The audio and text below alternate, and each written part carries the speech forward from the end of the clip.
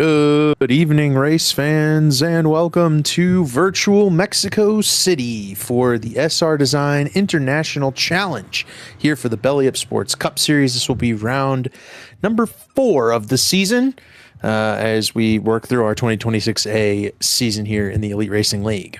My name is David Westergreen. I'm joined tonight in the booth by Zach Evans and Dave Huckleberry, our producer. Dominic Wright, Sam Boutwell on race control for 62 laps around the Autodromo Hermanos Rodriguez, the track in Mexico City that NASCAR visited this last season. And Zach, you know, we've seen this track a few times in real life, but it's most recently been scanned into iRacing, and now we get to bring the Elite Belly Up Sports Cup Series here. What are your thoughts on this new track to Elite? Well, I think this one is really got to throw these guys for a curveball. We usually see that with the International Challenge has been kind of a staple of the Cup Series schedule over recent seasons. Certainly, we think back to Zandvoort in the 2025 A season, how challenging that was. And this particular circuit brings all sorts of unique challenges. There's not the least of which being the altitude of, close to 7,200 feet above sea level. That's more than a mile. So you talk about, Denver being the mile-high city. We're even above that, and that means less horsepower in these engines and less downforce on these cars when they're in these really heavy braking zones after these long straightaways on this track. Yeah, and that's something that was well documented back when NASCAR did come and run at the Mexico City track here. But it's interesting that it is going to be a factor on iRacing. You know, in our chats and discussions this week, it was brought to our attention that, yeah, the elevation and the downforce changes are definitely a part of what we're expecting to see tonight. These cars are going to be a little bit bogged down. They're going to be a little bit squirrely, a little bit of a handful for these guys going around this track. Almost no banking, 15 corners in total as we dip into qualifying and start watching some of these guys drive around. We're looking at a couple of minutes left here, maybe 1 or 2 minutes until we grid up and do our pace lap. But Zach, the way this track is laid out, as you see Ryan Gable go spinning here, the things he went around there, the tire barriers, they're kind of set out all over the racetrack. My question to you would be, do we think anybody's going to run into those tire barriers? You can see them there in the stadium section of this road course. I think there's a good chance over the course of 62 laps with guys of, let's just call it what it is, varying road course skill level. There's a very good chance one of those tire bundles gets hit, especially because at least with this layout on iRacing, it's very much NASCAR track limits. If it's paved, it's just about fair game as long as you're not going on the wrong side of those tire bundles. So you're going to see guys getting as close as they can to those in the corners, just like you saw there from, I believe that was Ethan Stanley, as he was negotiating around the track. And that's where you're going to need to find speed, but it's definitely a challenging task to do that without hitting those bundles. Right, it is, and that's turn 2 and 3 we have there on the screen right now, and we're going to go over this track as we roll through 62 laps here tonight, including a stage caution early in the race, but we'll tack on to all of that once we set the starting lineup for tonight's race. For all of you at home, we'll go through the starting grid here. The 4D Raceware Pole Award winner is Josh Chin for Channel 199 Sim Racing. He'll be alongside Nate Stewart in P2, Ethan Stanley, the elite road course veteran, there in P3, alongside Gavin Hibbs, Chicagoland winner in P4. Caleb Pacumer, another strong qualifying run for the 59 for Lake Norman Motorsports, alongside Logan Helton for Shift. Ryan Borges will be there alongside David Tooker in row number 4. Tooker, a longtime road course vet here in Elite. Tate Lytle and Daniel Gore round out the top 10 for Lake Norman and South Shore Racing. Then you've got Corey Abbott and Seth Rawls in row 11. Starting in the 13th position, another former road course winner here in Elite. That's Ryan Gable. He'll be alongside Ethan Burrell. On the 8th row, it's a Lil Eagle Racing duo. Chad Frankenfield on the inside, Hunter Smith on the outside. Row 9, you see Scott Crump lined up in the 17th position. Ty McIntosh will roll off from 18th. On the 10th row, Cale Pocock in the 00. He'll be alongside Gavin Higgins In car 20, the 11th row, Justin Vandermeer lining up in 21st. He'll be alongside Harrison Talon. And then on our 12th row, Jesse Racimus starting 23rd. Brent Jones of the Crummy Racing Team, 24th. Gerald Campbell, two-time champ, will start back in 25th alongside Gilberto Javier Gomera for Shift Esports. Bojo Ray Bracey starts in 27th here alongside Carlos Acosta back in row 14. Row 15 will be Michael Hosack for Covered Bridge and Dusty Dewar, the Dragon, for Do Good. 31st, it'll be Michael Goodman, also for Do Good, and then another Covered Bridge Toyota there in Mark Rebelas. Rounding out the field, it's Josh Adams and Paul Mikulajczyk here in 33rd and 34th. A lot of heavy-hitting names, Zach, not making the trip to Mexico. Namely among them, points leader Daniel Falkingham not making the trip. Matthew Weeks, two-time elite champ, not here tonight either. Trey Holmes, another one, not here, and many more names as we only have 34 starters, which is the first time all season we haven't sent any open cars home. A lot of guys up in the top group of the points kind of taking this as their drop race this early in the season. And definitely an interesting decision with, again, no winning in your end this season, just like in the real world. So, committing to basically using this week as the drop week. We'll see how that plays out over the course of this regular season as the singular pace lap underway here ahead of the SR Design International Challenge. You see the field working its way through the first three corners, down the backstretch towards turn number 4, which, of course, for fans of Formula One, a little bit different what we do.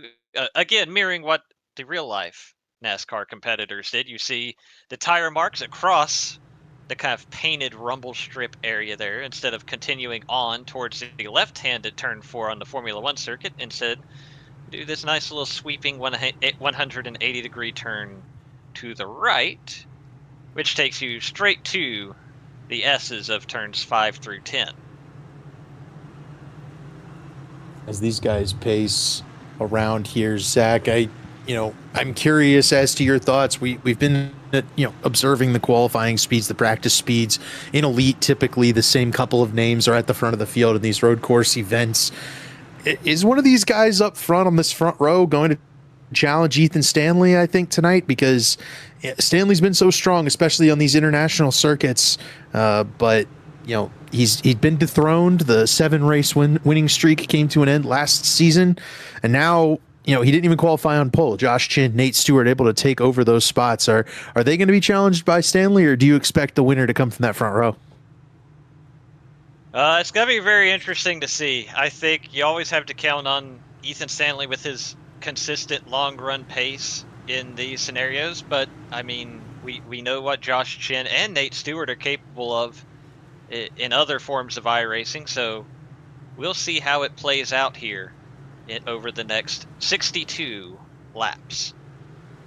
Through the stadium section here in Autodromo Hermanos Rodriguez, and then through that final sweeping right-hand corner to the start-finish line along this long front straightaway.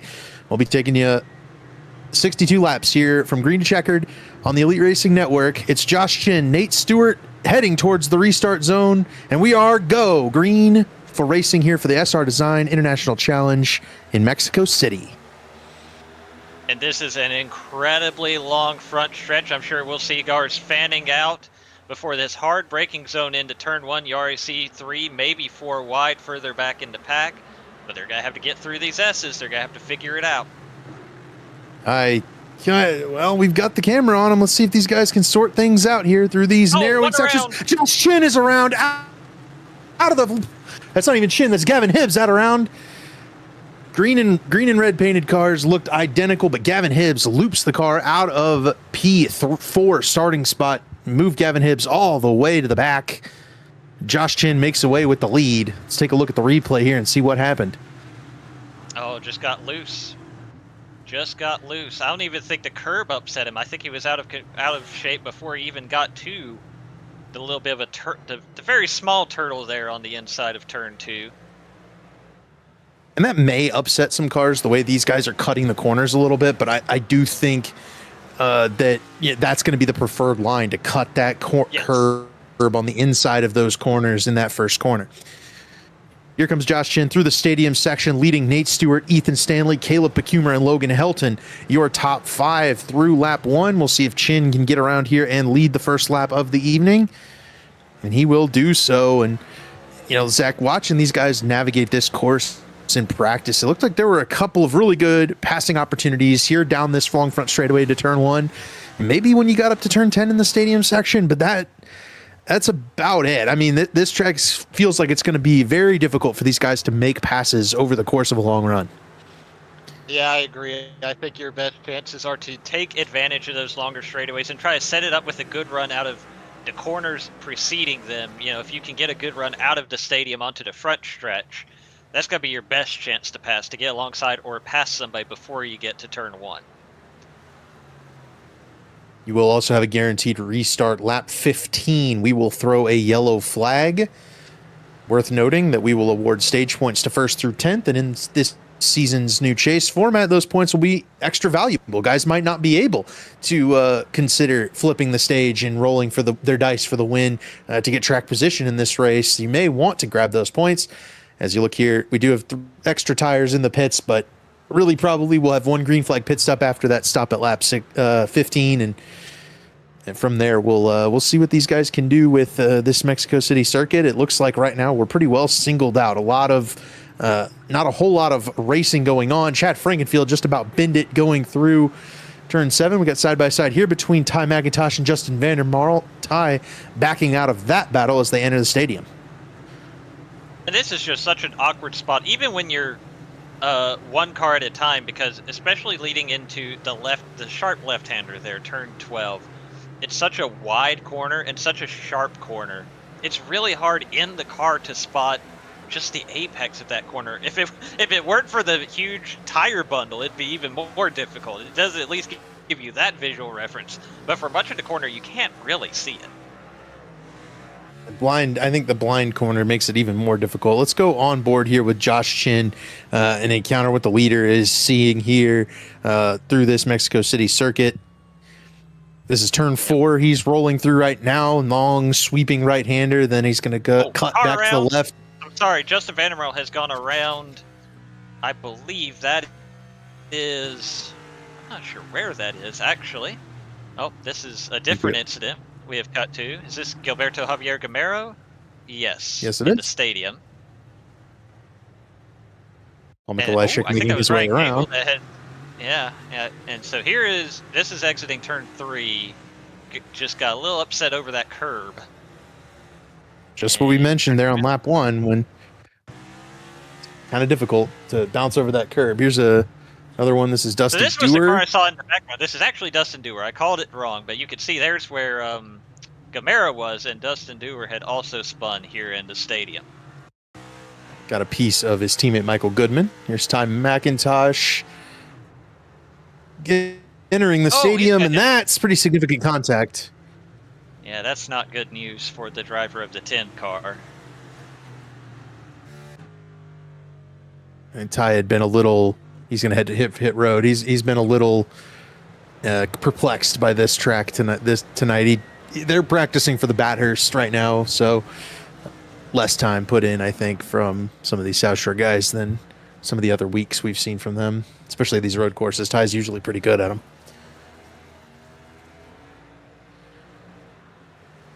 So a ton of incidents to report on here on lap 3.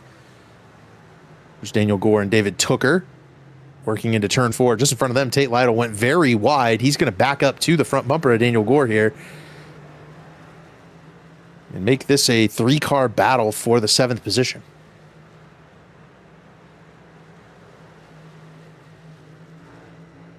Tate usually not one of the guys who likes road courses, but he's also usually pretty quick at the road courses, pretty well within the top 10 area.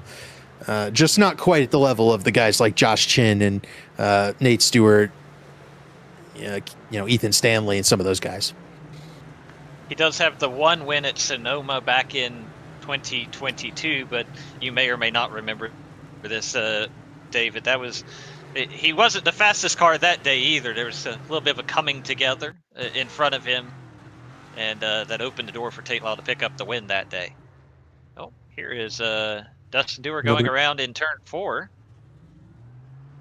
Sure, Dusty would like us to stop showing him looping the car around.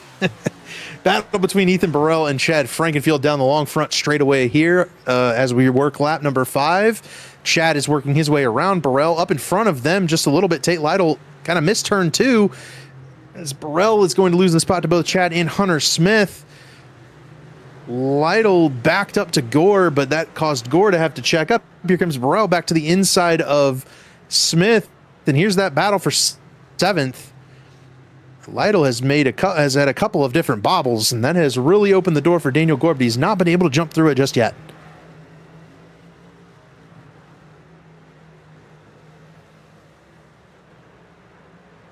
You know, one interesting thing we kind of saw there with that battle with the Little Eagle cars and Ethan Burrell is that, you know, we talked about turn 1 being such a good passing opportunity, but if you kind of don't get it exactly right, you open yourself up to the cutback, which is what allowed Ethan Burrell to get back around Hunter Smith. So maybe a couple more opportunities than we expected. We'll see. It seemed like Burrell was able to play some pretty good defense and get Hunter Smith back behind him, and that opened the door for Scott Crump.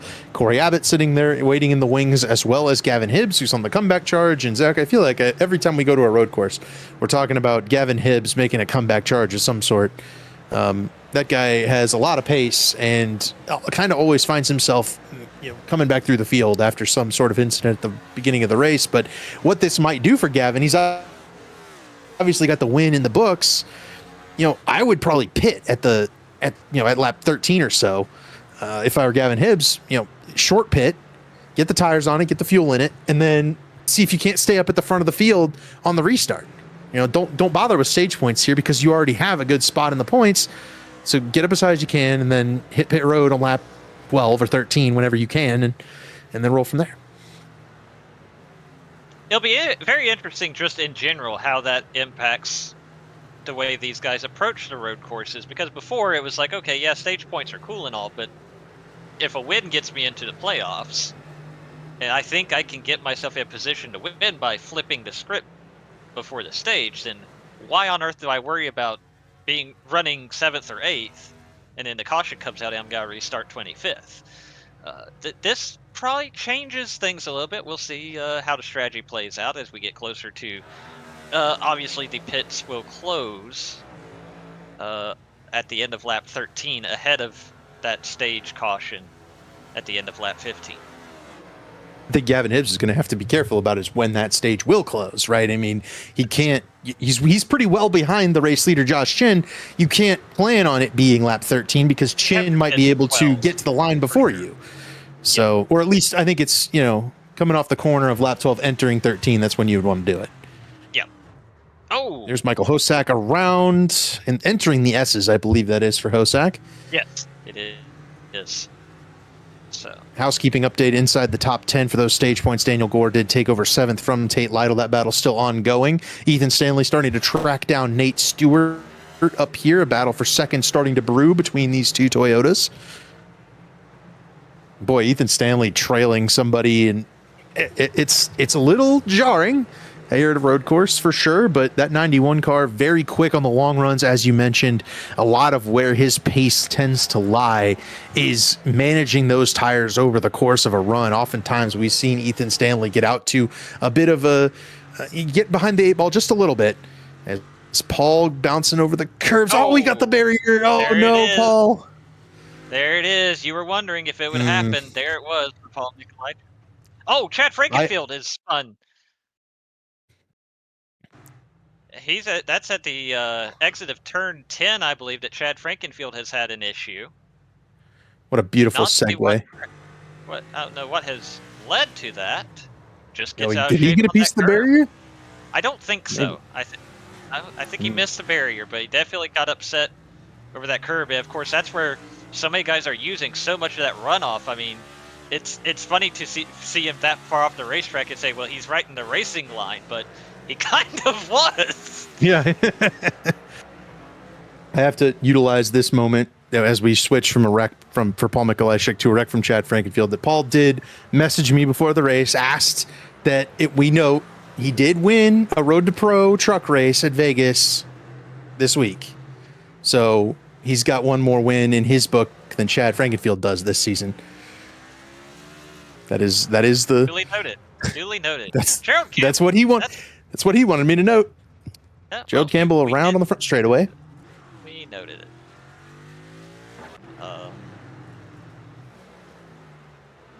We roll back to the battle. This is a battle all the way back for 21st and 22nd between Gavin Higgins and Harrison Talon.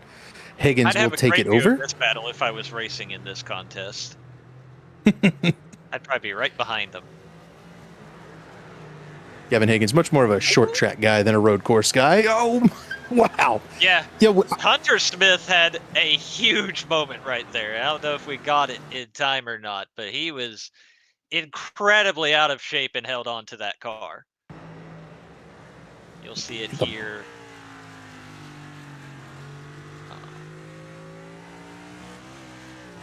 Right there, hit the bumps and wiggled out. Did a great job of saving that car. Pretty huge there, and you'll note that's kind of a piece of this track. You've got so much runoff area in that S's zone that Hunter Smith didn't just bounce it straight into the outside wall. Was able to keep control of it. Here's kind of Gilberto in the same spot, but Gilberto is having a little bit of trouble with those. It's the second corner. I think we've seen him get sideways with those kind of quick switchbacks. That's definitely posing an issue for car number 3 tonight. The battle for 7th continues to rage on. Daniel Gore just ahead of Tate Lytle and David Tooker, but Gore got around Lytle, but he has not been able to pull away by very much. And then Tooker still pressuring Tate Lytle, trying to get around his former teammate there.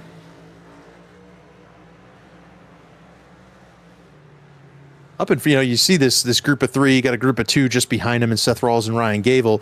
Up in front of them, you've got a group of 3 running all together. Logan Hilton and Ryan Borges trying to chase down Caleb Pecumer.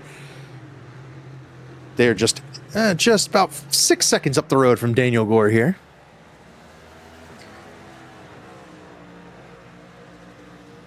Pecumer having a really good run once again. We've noted it a number of times of late.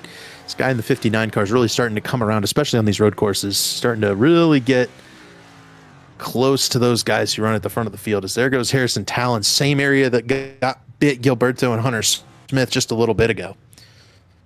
He's trying to get into the velodrome there. He's trying to get on a bicycle and start racing. A true motorsports complex here in Mexico City if they've got the velodrome. David Tooker has gone around. Ooh, that's right inside the top 10. Yeah, exiting turn 3. I mean, we've seen that. We're going to see that a lot more, I think. Tooker loses a couple of spots there to Gable and Rawls, but I think that might be all he loses. No, there's Gavin Hibbs and Ethan Burrell as well, I suppose. And that's where he's slotted in. So that is 13th currently for David Tooker. Take some pressure off of Tate Lytle there for the 8th position and puts Ryan Gable in the current stage points status. We are starting to get close to when that flipping the stage for those guys outside the top 10 might come into effect, as Josh Chin puts a lap on Gilberto Javier Gomera, and we roll lap 11 here. Pits will close when he hits the conclusion of lap 13. So that'll be when Josh Chin, you start lap 14, that's when Josh Chin will get the pits to close. If I'm Josh Chin, I think I'm pretty comfortable just taking the stage win and moving on. Presuming he doesn't lag out of the race. He's certainly blinked a few times just like that.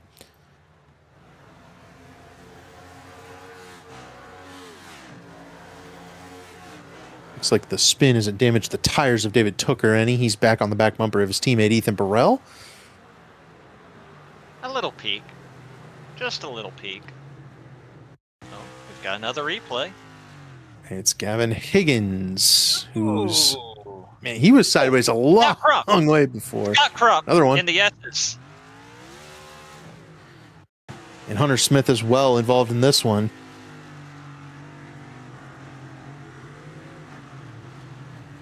Ooh, we have had it maybe coming together there.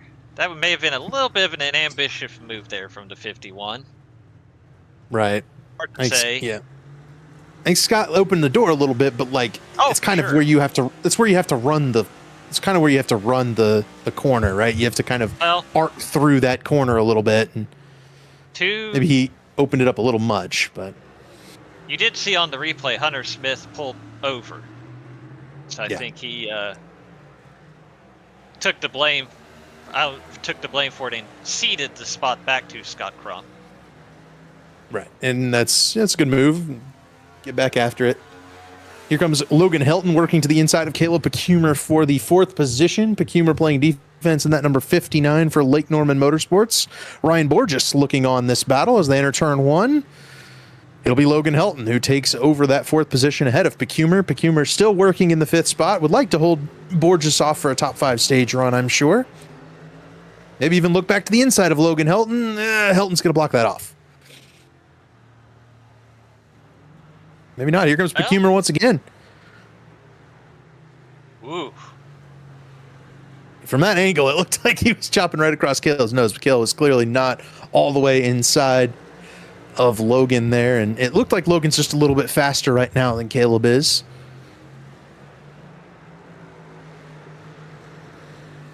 Good run for these three, Helton and Borges, Cup Series rookies. Pecumer, newer to the series, but still young when it comes to those results.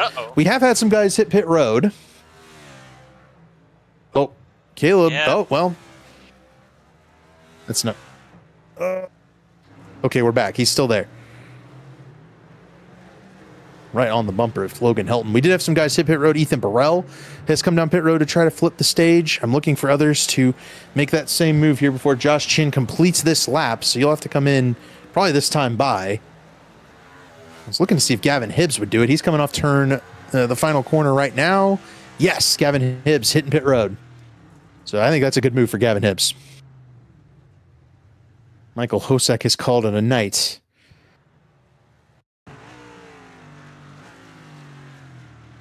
And Gerald Campbell has had troubles with turn 4. Tate Lytle and Chad Frankenfield have also flipped the stage. They have come down pit road. In Lytle's case, foregoing stage points.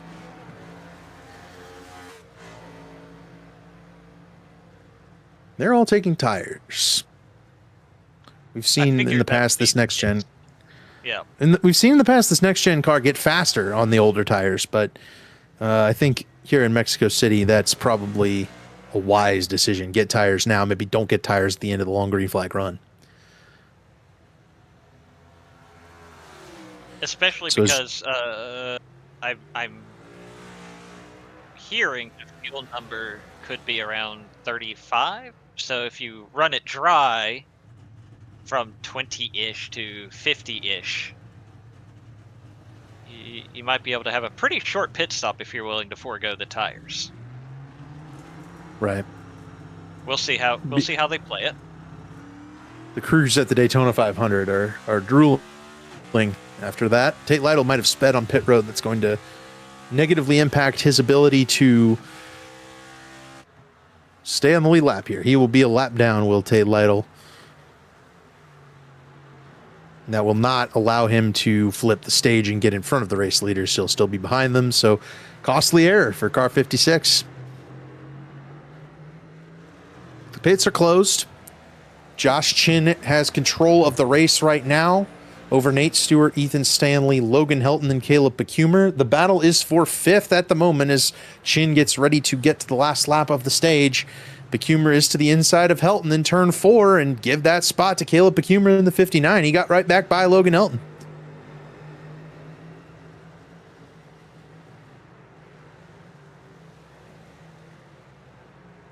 I'll say this, David. I think we were not sure what kind of racing we would see on this track, and honestly, we didn't even get a great idea from what to expect with the real-life car because it rained for most of the race there last summer, but we're seeing some great racing here. Borges into the side of Helton, entering the stadium, just as you mentioned it. I mean, these guys are really making some contact. Helton into the door of Pecumer. That was Rubbin's racing right there. That was a big rub from Helton into Pecumer. And I believe that's the red light for the pit lane. Ross is around in the stadium. He righted it. He's within the stage points too. He only lost one spot. Got a piece of the curb. Lost a spot to Gable. Right, He's gonna did a great job to miss that. He's gonna loop it back around and stay in front of David Tooker. So Seth Rawls still in the stage points. Dusty Dewar is sideways off the final corner. These cars have been unstable in a much better way, it feels like, than Zandvoort last year, where they just rolled over that one bump wrong, and everybody spun out no matter who you were. This one, it's pretty clear when they're overstepping their bounds, and the guys up front really haven't had the problems that some of the guys further back in the field have had. Yeah, I think, again, part of that could very well be just the adjustment we saw last update. The 750 horsepower. Mind you, of course, they're not getting all of that 750 horsepower. It's 7,000 feet above sea level, but it's more than we would have had a couple of weeks ago if we tried this race. Michael Goodman was around in the stadium as Josh Chen rolled through there. He will collect 10 stage points. This battle for fourth will likely go to Caleb Pecumer once this caution rolls out, but Sam Boutwell has thrown the yellow to go ahead and pick up the field with the pace car here entering turn one. That'll confirm Caleb Pecumer to fourth in the stage over Helton and Borges, behind Josh Chin, who will win the stage, then Nate Stewart, Ethan Stanley. And then after those three, it'll be Daniel Gore, Ryan Gable, Seth Rawls, and David Tooker earning stage points. We will get back to you guys momentarily. We will go to commercial break, hit an interview with the driver that wrecked out earlier, and then restart this race. Don't go anywhere. We'll be right back. Tickets are on sale now for the 10th Bommarito Automotive Group 500 at Worldwide Technology Raceway. Sunday, June 7th features 3 huge races. The USAC Classic, Firestone Indy next, and the only Sunday night prime time NTT IndyCar Series race. Enjoy a weekend of cars, concerts, camping, food, and fun. The stars of the Indy 500 are coming to St. Louis. Get your tickets now and save big at WWTRaceway.com. Blue Egg Marketing. Rev up your business with Blue Egg, your marketing pit crew. Turbocharge your lead generation with experienced drivers that can navigate the competitive track to connecting with your customers. With Blue Egg, you're always in the pole position, leading your brand towards victory lane. So don't spin your wheels, accelerate success with Blue Egg, fueling small businesses to win big.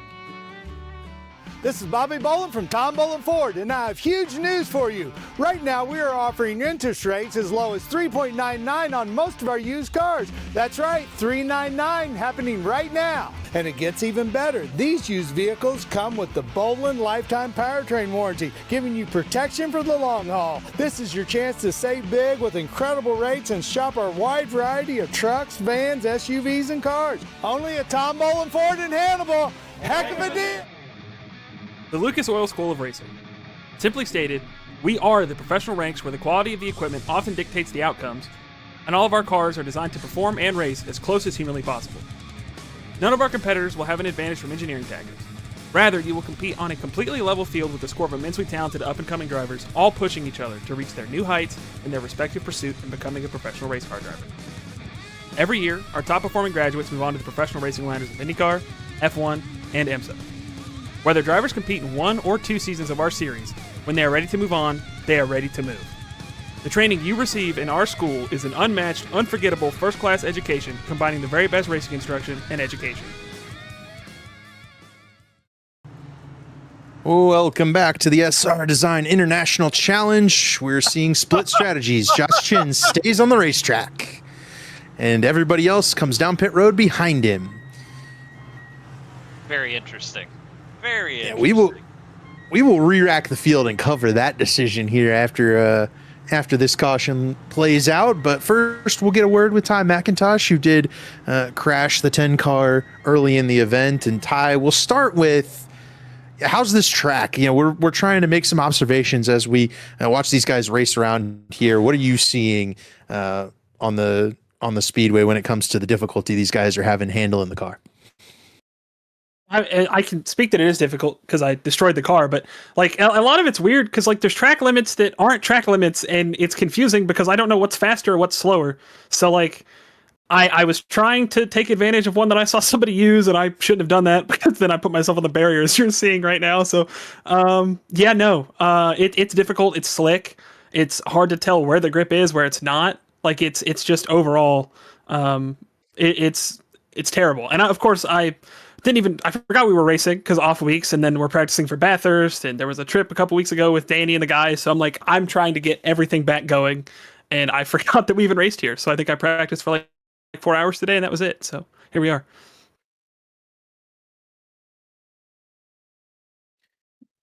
Anything for Ty here, Zach? I guess. Are you about to start turning some Bathurst laps? Not right now. I'm gonna go try to be. I don't know what I can really do for Danny and Ray, but I'm gonna do something.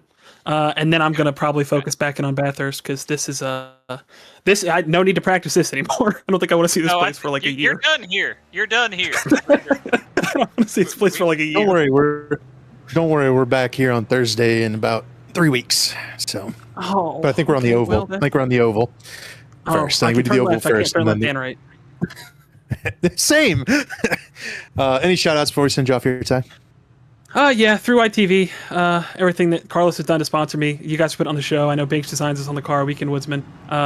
Danny and Ray, two hell of a teammates, and just excited to get this thing going. Sounds good, buddy. Take care. Give the guys our best, and we'll see you next week. I'm gonna tell them exactly how to wreck the car, just for you. Perfect. It's Ty McIntosh, driver of the 10 car, and Zach, while we were talking to Ty, some very intriguing pit calls were made. Josh Chin stays on the racetrack. Then the guys who flipped the stage, Gavin Hibbs, Ethan Burrell, Chad Frankenfield, all move ahead of Nate Stewart. This is obviously where Tate Lytle speeding on pit road really hurts because Tate should be 5th right now. Instead, he is all the way back in 22nd.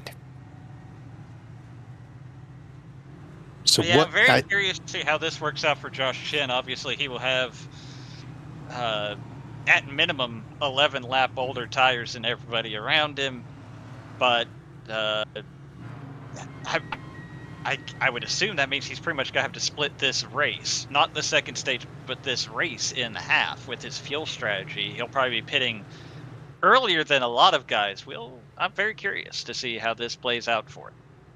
Yeah, he obviously didn't want to jump back in the field, keep the track position while you have it. I think that's ultimately a good call if you can make it on one more stop. But, the difficulty for him is that much earlier than everybody else, as you mentioned, he will have to drop back into the mire. And there is the potential that tires mean a little more than they did before. Gavin Hibbs and Ethan Burrell, everybody behind him is going to be on 4 fresh tires. We've seen this next gen car, have tires that age quite gracefully in the past, but I don't know if that's going to carry over. I didn't talk to Ethan Stanley before the race. That's a guy who would probably know. We'll see. It's an interesting spot for what is a rookie in this series. Obviously not a rookie to iRacing. Chin certainly one of the faster guys, I think, in this group, and knows his stuff, knows his way around these places. So, an odd strategy call for sure, but I don't think one without merit.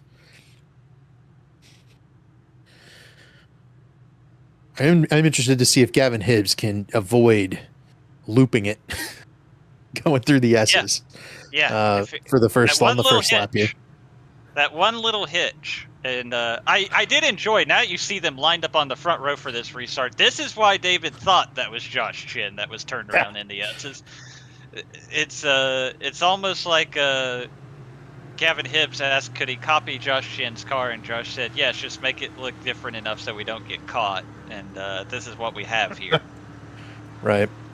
I do want to note that one driver that has joined the race is the Daytona 500 winner, Daniel Falkingham, the points leader, has re-entered the race 16 laps down. I believe he was finishing up a different race, but the all pink and white number 39 is back on track. He will be points hunting here. I'm sure Falkingham trying to do that to minimize the overall losses tonight. But if you pull up the points battle real quick, our top 10 is almost exclusively not in the race today. Blake Reynolds not here. Tyler Popp not here. Garrison Hogan, Matthew Weeks, Jonathan Cutlip all not here. Like Trey Holmes isn't here. It's a very big opportunity for a lot of these guys to go in and add some points to their totals tonight over the rest of these guys who are going to have to use their drop week. If he could just make laps and get into the top 30, top 25, that's 10 points. It could mean something later on. It's not going to be a beautiful night, but could be a valuable one.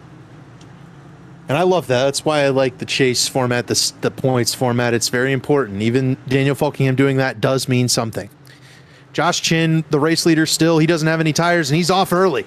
Big early restart for Josh Chin, well before the restart hit. That's going to give him a big gap back to Ethan Burrell and Gavin Hibbs. Let's see if those tires are better for the guys with the new tires versus the old tires.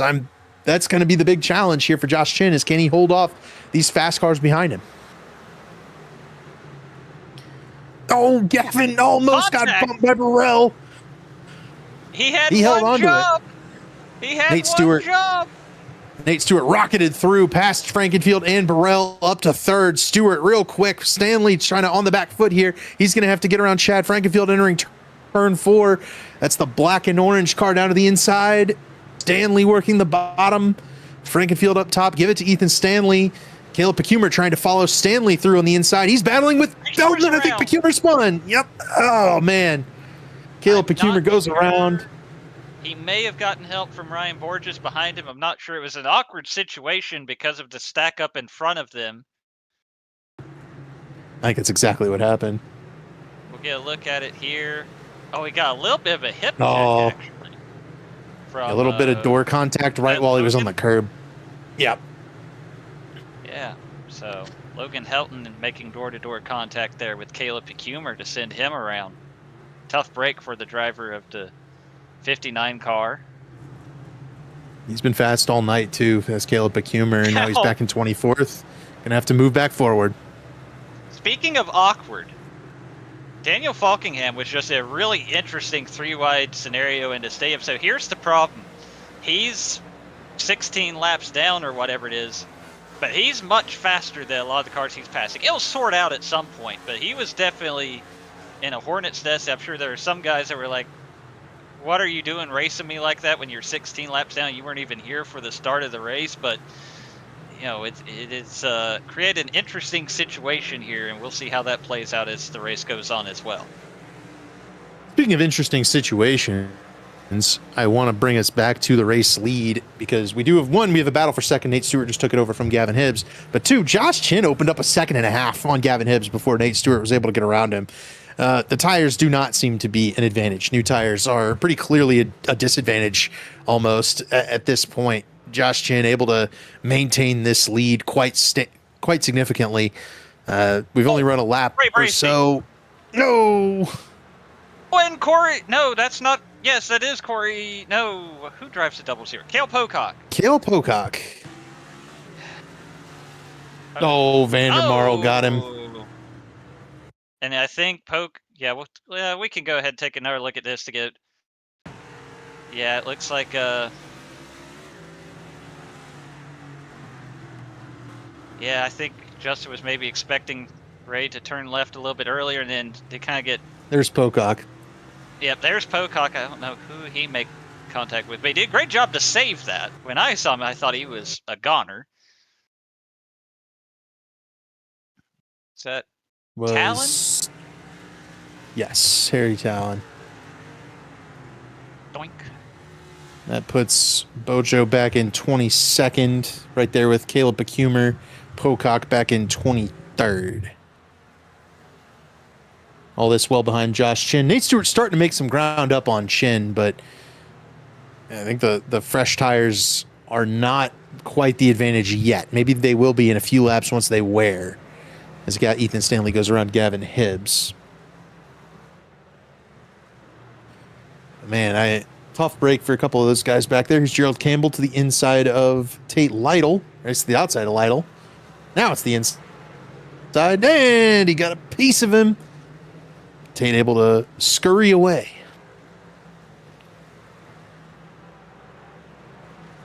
This battle on the racetrack, Jesse Racimus there in 17th, Lytle 18th, Campbell 19th. Battle between David. Yeah. Yep. So this is 7th into Seven? stadium. Yep.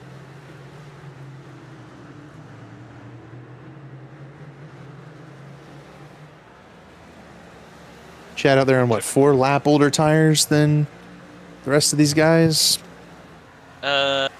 Around those guys, yes. He was kind of the last car in this group of guys that flipped the stage.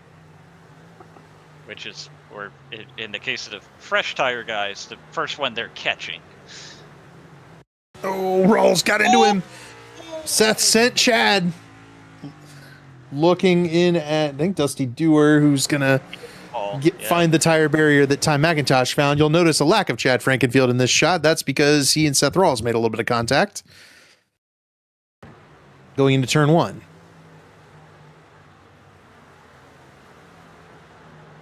Gable jumped down to the inside. I think Seth that kind of altered Seth's breaking point just a little bit. He gets a piece of Chad, and that allows Danny G and Ryan Borges to rocket on through. Jesse Racimus has called out that he is spun around, or he saw somebody spun around. It is him that is spun around. Oh, no, he is spun. Yep. And that's a bad spot there in the exit of turn 4. All by himself. Something must have happened because Tate Lytle and Gerald Campbell are way further back. We saw them right on his back bumper just before this. Racy, he may be able to take advantage and get around Harrison Talon there. Boy, Jesse just had to sit in a really precarious spot, too. That's not any fun. No. Logan Helton around in the stadium. Battle for the lead on the racetrack. We'll get to it. Nate Stewart just took it from Josh Chin. Here's the replay. Down the big, long front straightaway, and Stewart found a way around Chin going into turn 1.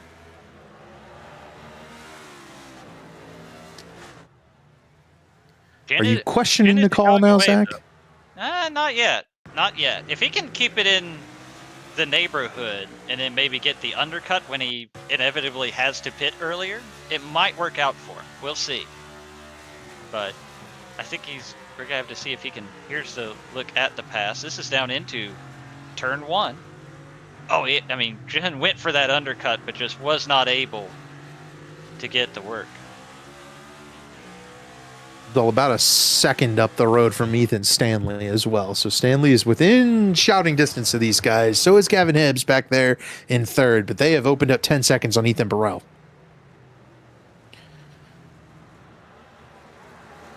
And now David Tucker. I'll tell you, Zach, we watch David Tucker all the time. We talked to him 2 weeks ago. I guess it was 3 weeks ago at Chicagoland. And, he is one of those consistent road course guys that just kind of always ends up in the top 5 no matter what road course we're at. Tucker is up there racing for the win at some point.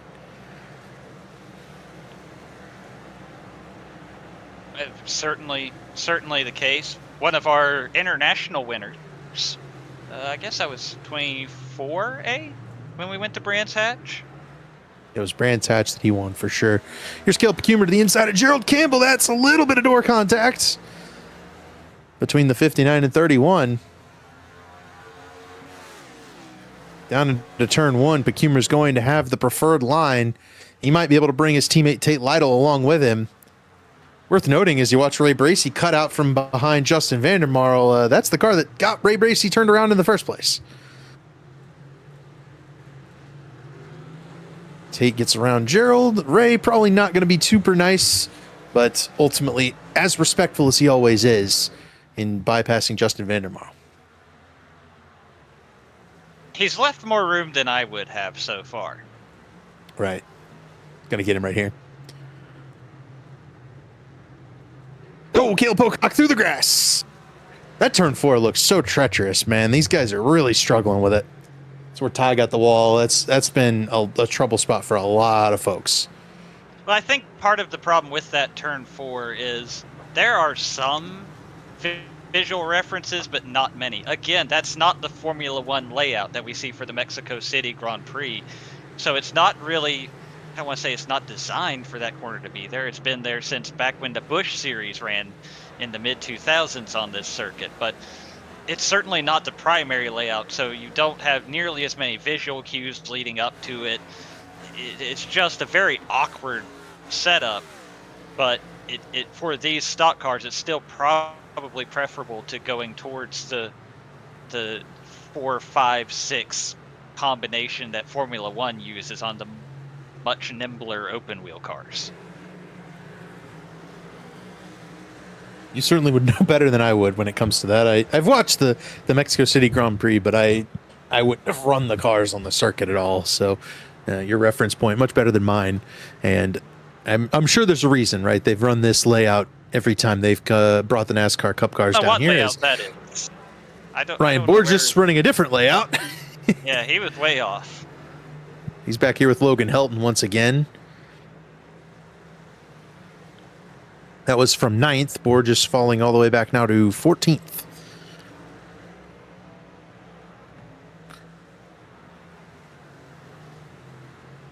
This is from the back half of the top 10 all the way back to 16th spot. And then there is a 10-second gap from Hunter Smith back to Caleb Becumer.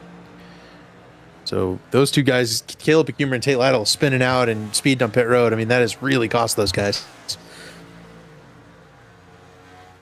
Ethan Stanley to the inside of Josh Chin for second, and Chin does not put up a fight against his Channel 199 sim racing teammate. Ethan Stanley through to second, but again, that car has not led a lap yet tonight. Not really something I thought we were going to be encountering. I just kind of assumed Ethan Stanley would be the car to beat. Nate Stewart and Josh Chin have been right there all night long, and Nate Stewart currently 2 seconds up the road from Ethan Stanley.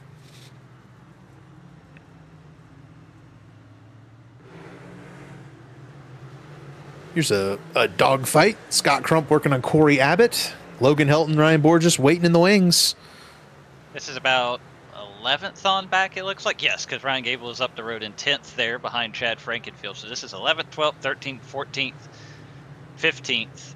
Some people would say they're all under a blanket. I would say you shouldn't throw blankets over race cars. That makes it a lot harder to see out of them while you're trying to drive. I don't know, heck, don't those F1 cars you were talking about earlier put blankets on the tires? On the tires, yes, but not over the casting. Not over the halo. Scott Crump bypasses Corey Abbott, opens door for Logan Helton as they rocket towards the stadium section here. Helton not in that preferred lane, but he will be once they get into the stadium. Corey kind of in that momentum dropping zone where it's just tough for him to make anything happen right now, kind of consistently falling back. Almost got a piece of the tire barrier. Ryan Borges is going to have a chance to get underneath going through turn 14.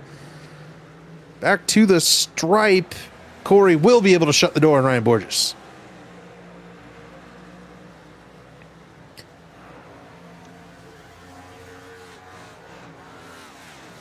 You know, it's funny. You mentioned when the cars approach the stadium section. That's a term that gets thrown around a lot, especially in international racing, for a complex of corners that happens to be nearest the biggest grandstands, right? You think about Hockenheim, you know, one of the longtime homes of the German Grand Prix. We have another replay coming up here, exiting the stadium section. That's Harrison Talon. Oh, Ethan Burrell's off track as well. Uh-oh. Out of 7th place for Ethan Burrell. I think it was just a slideways moment, but it was entering turn 4. Turn 4 again. Just misjudged that braking point. You can see how much speed he carried into the corner, was able to keep it under control at least, but cost him a spot. Oh, David Tooker's around in front of him right now. Here's one incident for Carlos Acosta. We'll get to the David Tooker incident in a sec. Sideways in turn 1 for Carlos. Tooker lost the spot to Burrell that he just gained back, and then several more. Oh, and he found the barriers near the stadium, but he was able to turn it around without hitting the wall. He was headed for the old Formula One layout when they didn't cut into the stadium. Lost several spots to David Tooker, all the way back to 9th or 10th, it looks like now. And Scott Crump's right on his bumper there in 11th.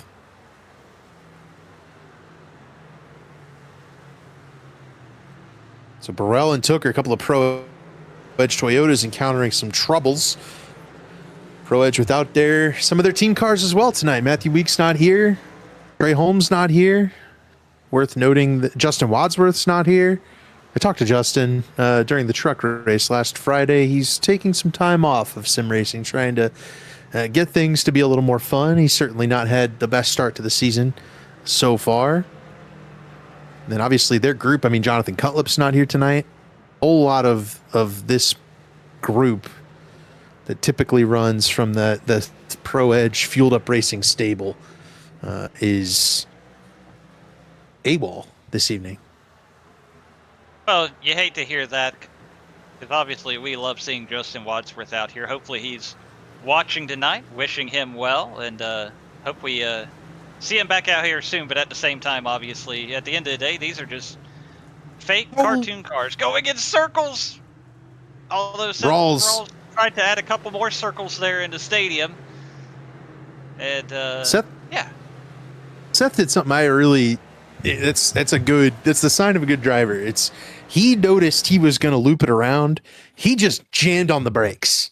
It's already a slow section, and he mitigated the damage, right? He saw, look, he tries to cut underneath Burrell. He's trying to make a move. This move's not going to work. He's about to spin it out, jam on the brakes, get that car righted, get back going. Look, he only lost one spot. He's right on Ryan Gable's bumper. He can certainly get back in that action. He mitigated the damage. You think about the guys who've spun out. Caleb Becumer's, 15, 20 seconds back now. Like you can, by mitigating that damage, Seth Rawls was able to save himself maybe 10 positions right now. And that could be big if he's able to keep that car in this spot, battling for a top 10 run. And you see so many times in a situation like that, a guy's first instinct will be they're out of shape, lay in the gas, light up the throttle, and then they sit there doing donuts and making their tires angry, and to your point, losing a lot of ground. Those tires have stayed angry for most of since the restart, unfortunately for Harry Allen. But to your point, Seth Rawls got back under control. He's still in this fight, and right behind Ryan Gable. Oh, Ethan Stanley short pitting. Yeah, this is interesting. We're in the fuel window for sure. Ethan Stanley short pitting even Josh Chin. Yeah, a little bit surprising. Oh, Gerald Campbell is off track. We have said that one before. Oh, man, he got a piece of Bojo. I fear. Yeah. Yeah. Poor Ray. Oh, no! Oh, no! So so I wonder if was Jesse unaware? I don't know what his view would have been entering the S's there, because at that point you're focused on hitting your marks and all of that. There's smoke, but it's pretty much cleared up. Bojo kind of rejoins in front of him. I got to be honest. It's a tough spot because really you want to be hugging that inside tire barrier. But you also have 3 lanes to the right, but you don't want to run those lanes to the right. That's way out of the way. But then Bojo, in order to get to the track, to the spot where you can rejoin safely, Bojo just to cross all 4 lanes and get over there. It's a tough spot to be in. I wouldn't want to be there. Tire bundle. You could go to the left of the tire bundle and rejoin the track, not in the middle of the racing line, is what I would have done, personally. I understand you're the car owner, but... Right. No, I don't want to. Hey, I don't want to be in that situation at all. I would be. No, ideally, I would be all upset. Sure. I wouldn't be happy anywhere there. Gail Pocock ended up with a severe damage tally, the first penalty awarded today. I'm not going to even try to figure out which of the 9,000 incidents that was. There was many. Lap We've been 28, on a bunch according of them. to the race control note, but yeah, we don't have to go back and try to decipher that. Ethan Burrell and Ryan Borges heading down pit road to make their final stop of the day. Where's Ethan going? He has sped on pit road and is waiting for a black flag to clear so that he gets the drive-through instead of the stop and hold. He has received that now. But Rough. that's what he was waiting for, was the black flag. To be clear. That'll doom your day. That'll doom your day just about Not great. as badly as anything Not else. Especially because I don't know what the number is on this particular. I'm looking now, 40 miles per hour. It was speed 40 limit on this pit road. Yes, so that's a long amount of pit road to travel at a low rate of speed, because usually these road courses have lower pit road speed limits because they're intended for not stock cars. Yeah, Josh Chin down pit road this time. He'll finally make his first pit stop of the race. Lap 32, so he can definitely make it to the end. It's worked out for him, but he fell back to third, and really, there's really only 3 cars, it seems like, in the same stratosphere. So losing this track position to those 3 when you had it to begin with, little bit difficult, but we'll see how it works out for him after the pit stop. David Tooker down pit road, Corey Abbott down pit road.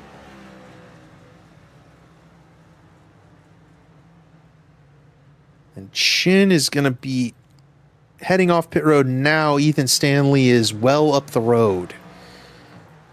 He's already into turn 1. Chin just now coming off pit road. Michael Goodman is off track just in front of Josh Chin here in turn 1.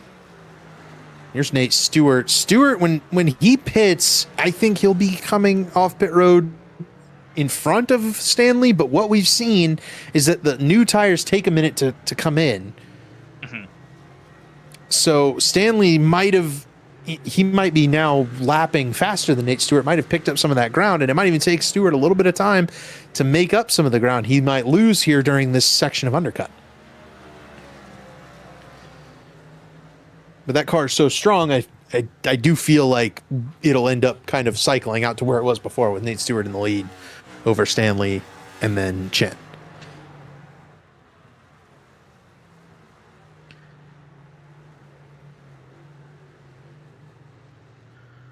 Ooh.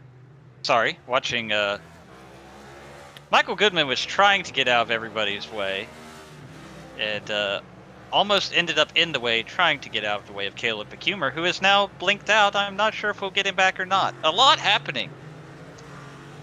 I think that was like he's back there ahead of Tate Lytle, who is now pitting. So I think we have dodged that bullet. Tate heading down pit road.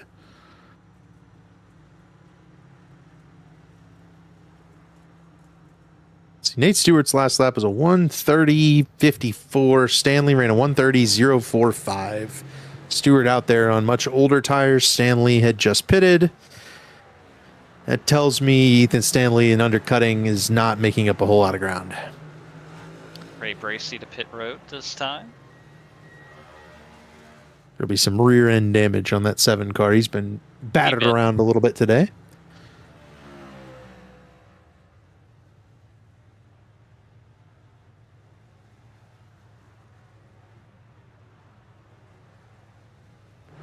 Looking for battles on the track, Zach. I'm not seeing very many. Maybe one between Corey Abbott and Ryan Borges.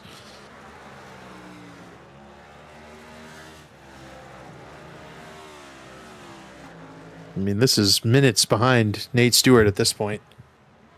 Everybody very well spread out here in Mexico City. But here we are in the stadium section. I was trying to make this point earlier, and then something happened. I don't remember, about how, a lot of times we just call a stadium section the part where all the fans sit, right? Here at Autodromo Hermanos Rodriguez, that's actually like a stadium. They have concerts here. It's used to be, before they kind of reconfigured this area ahead of the return of the Mexico City Grand Prix in the 2010s. It was the home of the Diablos Rojos del Mexico of the Mexican Baseball League. They, now they've relocated a great distance, the Diablos Rojos. You want to know how far they traveled from that stadium? I'm going to say, like, across the street. Turn 1, right here. Oh, okay. Yep. That's the new stadium. Mm-hmm. Oh, there you go. Right there it is. It was They tough went far. but they made it. I can't believe they would relocate them so far. How dare they? Lots of athletic venues surrounding the Autodromo Hermanos Rodriguez at the Magdalena Mechuca Sports City. Brent Jones down Hey, pit those- road in the 89. Many of those venues part of the 1968 Summer Olympics, since everybody's in the Olympic spirit right now.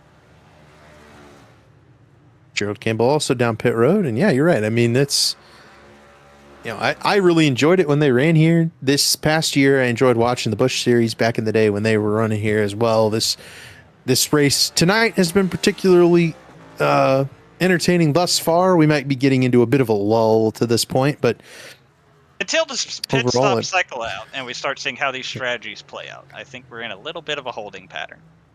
Yeah. Although, Seth Rawls, Ryan Gable, I see right now, that is a battle on track for a top 5 spot. Yep, going into turn 1 right now. And Logan Helton's going to try to take advantage and jump underneath Seth Rawls. Rawls trying to defend against the 63, but gets a little wiggly on corner exit, and that'll open the door up for Logan Helton. And those are a This is bunch fourth- of guys who pitted at the caution but have not made their second stop yet. Right. But Ethan Stanley is bearing down on them now, by the way. He's that black car you see just kind of on the corner of your screen, and that's the first car that has made their final pit stop of the race. So the big question, I think, kind of for everything right now is can Ethan Stanley make up enough ground on Nate Stewart to be able to undercut and bypass him? But I mean, he's lost time. He was 35 seconds back a little bit ago. He's 37 back now. I think Nate Stewart on these old tires is just getting faster and faster. And that's kind of what we've seen over the years from him in these races, right?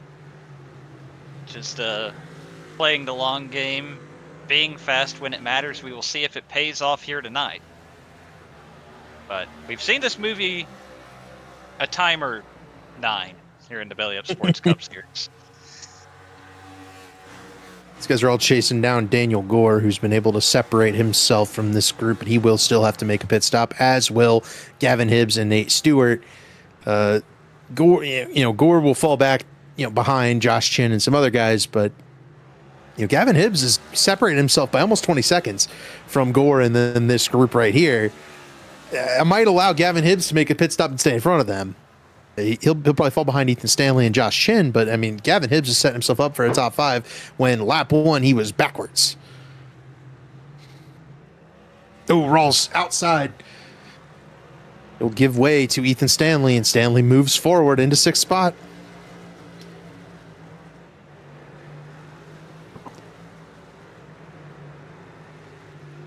It was about as clean as it could have been. I don't think Ethan Stanley lost any time at all bypassing Seth Rawls, but I think that's been, the problem for him is he hasn't been able to set those clean laps. He's in a lot of traffic. He's kind of encountering cars, having to change his braking points. But Nate Stewart's going to encounter that when he makes his pit stop. He's going to fall back into lap traffic. It's going to make things a little more difficult. Oh, watch this. It's got an accordion in front of him right here. They're battling, and they're caught behind Jesse Racimus. They come in a really awkward spot here in the stadium. And that allowed Jesse to actually get away a little bit and brought Ethan Stanley right to Ryan Gable and Logan Helton. Ryan Gable trying to break the draft. Stretch like it's the Indianapolis 500. Gable trying to break the draft so that Logan Helton can't get a big run on him entering turn 1. He was able to withstand the 63 there, but Jesse's going to be slow in front of them. Helton into the back of the 0-1.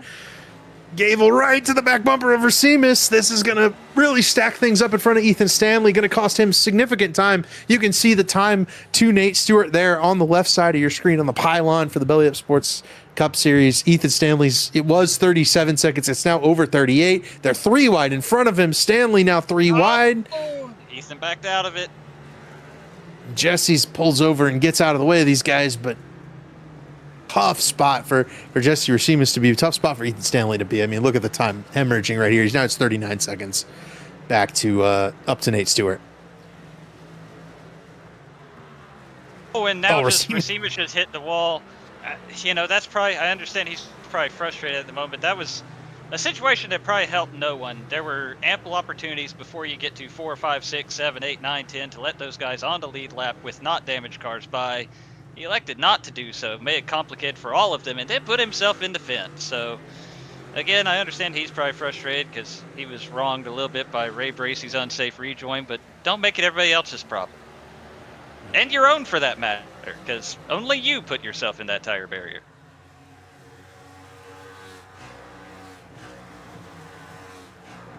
Oh, who's that? Justin Vandermeer. Somebody else's. Maybe Scott Crump. I did not get a good look at it. That's coming out of turn 10, I believe. We'll rewind up here, get a better look. Oh, I think that Scott was reacting. Yeah, I think Scott was reacting to Justin. I think you're right, because there's Justin sideways, and then Scott Crump's got to see the smoke. Yeah, we'll take a closer look. I think Justin's just got to get loose on that curb there. But then Crump's going to see the smoke. Or he might have even just got upset on that curb. It might be completely separate altogether. Hard to tell. Either way, the result is the same. He gets out of shape, loses a spot or two. I wonder if you need to be like in the gas right there, bearing down, possibly. Get that car pointed and going. And then when Scott got off the corner, he lifted. And that's kind of not what the damage, right? Yeah. Yep. So that might have upset the car a little bit when he got out of the throttle. Very well could be the case. Gavin Hibbs down pit road for the final time here tonight. Nate Stewart still up in the race lead. He is way ahead of everybody behind him here. Daniel Gore up into second. The best battle on track is that spot for third. Ryan Gable taking it over just right now. Still holding off Logan Helton and Ethan Stanley. Stanley pushing Helton down the front straightaway here, looking to go around that 63 entering turn 1. This fighting and kind of all these shenanigans have really pulled Josh Chin back to the back bumper of Ethan Stanley. I can't imagine Stanley's particularly thrilled with how the short pit has gone for him here. He's lost a lot of time. It's visible at this point. Chin was 7 or 8 seconds behind Stanley, and now, I mean, yeah, he's having right to put there. the elbows out a little bit here to get around Logan Helton. Logan's going to put up the fight through the S's here. Try to maintain that spot. We talked about it at the top of the show.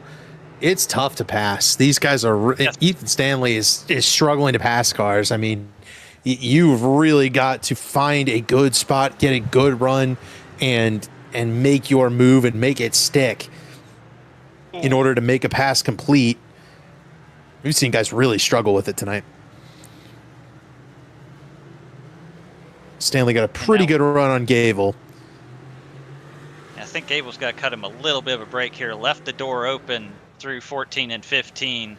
Stanley's got to come through. And, there's Harrison Talon. We've seen him park there a few times tonight.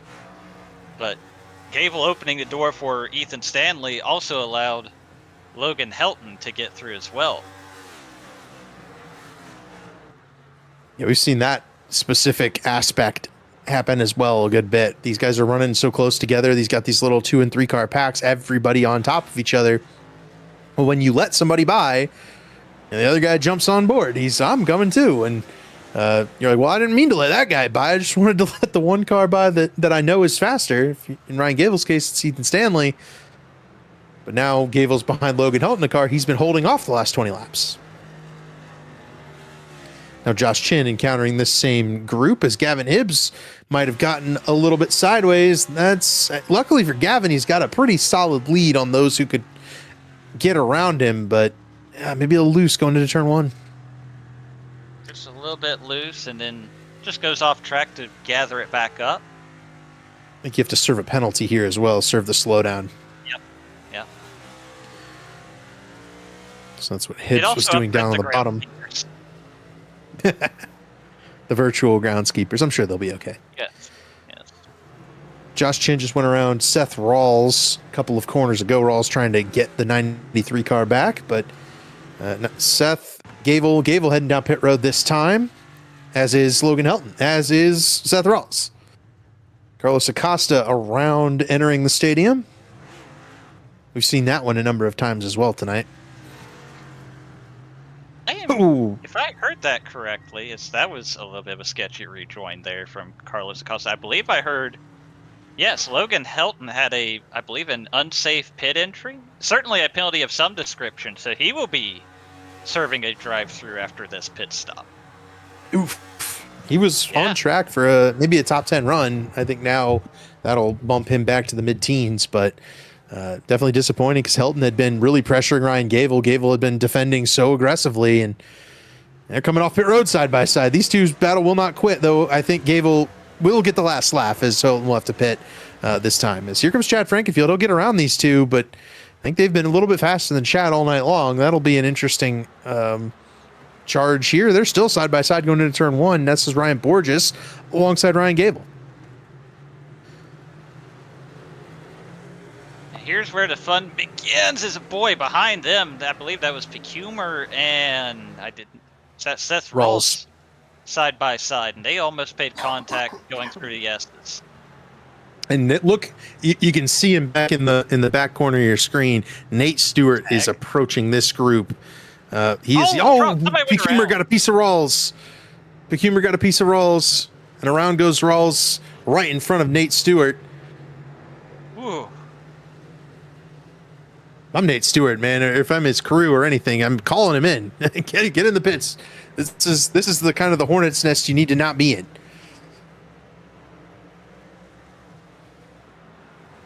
Yeah, he's got a hard time making up time. Maybe he can get around Rawls here, but if Pecumer and Tate start battling or Rawls fights you a little bit, it's got to be hard to make up time these next couple of laps if you're in Nate Stewart's position. And Nate Stewart's going to also have to contend with... Yep, there you go. Rawls right in front of Nate Stewart. Lost it going through turn 10. You know, he made the save earlier. Oh, my goodness. So close to picking up damage there for Nate Stewart. Does Nate Stewart hit pit road this time? He does not. He stays on the racetrack. I believe Logan Helton served his drive-through this time. Seth's tires are a little upset. He's okay now. I mean, Ethan Stanley's to 41 seconds back now. I mean, Nate Stewart, there's no reason for him to come in before that tank is completely empty.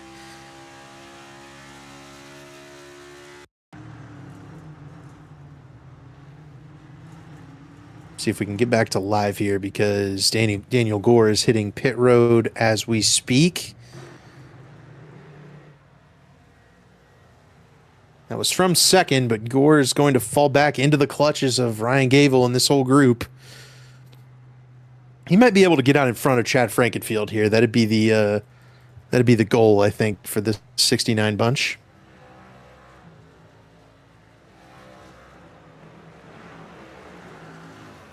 All this right around, this battling, this craziness is all right around Nate Stewart.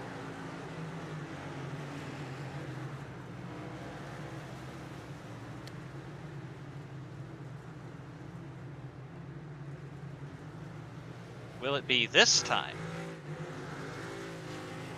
Sure doesn't look like it. Nope. Daniel Gore is going to get out side by side with David Tooker as Seth Rawls gets a severe damage penalty for one of those incidents there a couple of corners ago. Might have been the one on Caleb Pecumer.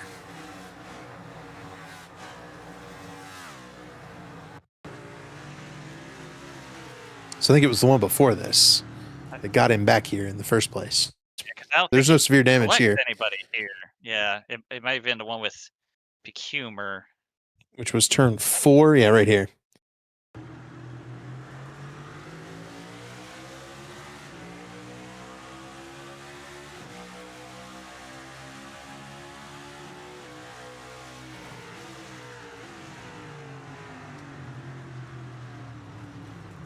Yeah. Right there. There it is. I don't know. Well, I don't know about severe damage because Caleb hasn't pitted, obviously, and still running out there. But I feel like we've seen severer damage that has not resulted in a tally. But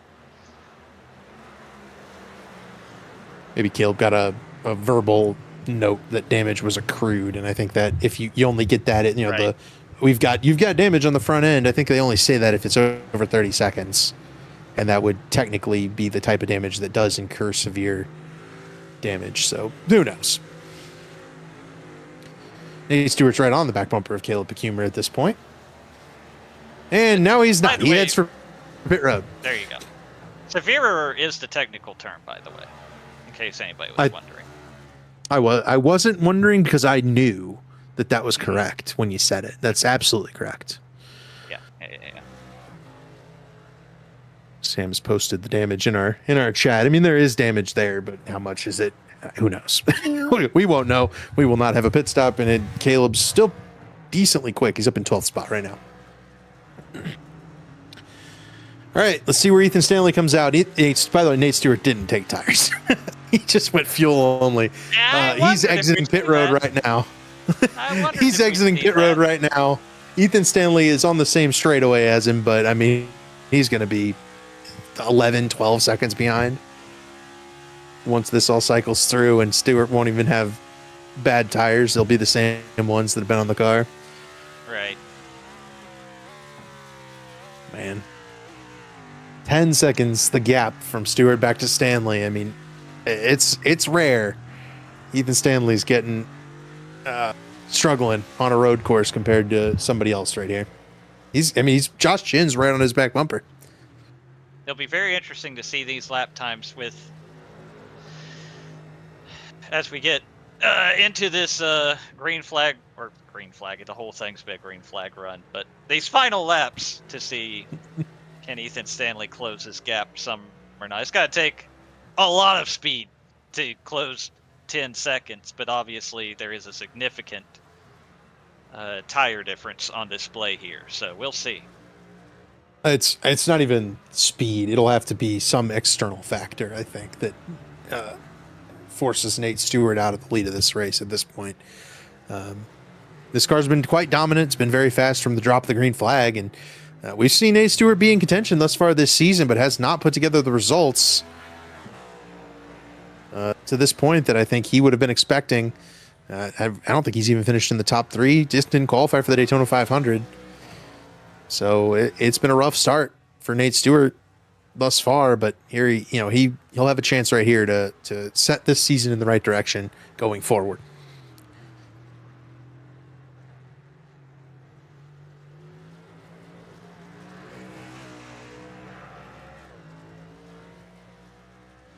There's a race recap. The one caution was the stage caution. We've seen a whole lot of various incidents to varying degrees tonight, but overall, no major problems for anybody in the field. Josh Chin, Nate Stewart, the only drivers who've led any of this race tonight.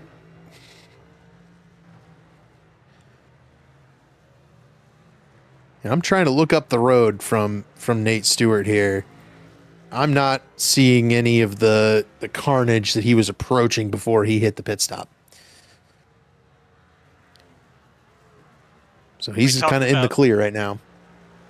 Just to make a brief note on it, you see Daniel Falkingham has on the list of biggest movers. He actually just picked up 2 spots by staying on track while Cale Pocock and Michael Goodman have called in at night. So that moves him up to 26, and kind of goes back to our discussion earlier. Obviously missed the start of the race, is many laps down. 17 laps down is what I'm seeing currently, but he's able to pick off these spots of guys who have called it a night, and that's got to be points down the road for car 39. Right.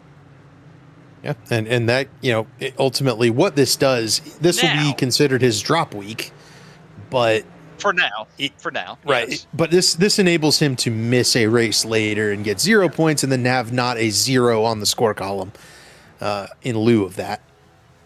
Here's a battle between guys who've already run into each other tonight and who have had a history of running into each other at times. Ray Bracey, Justin Vandermarl.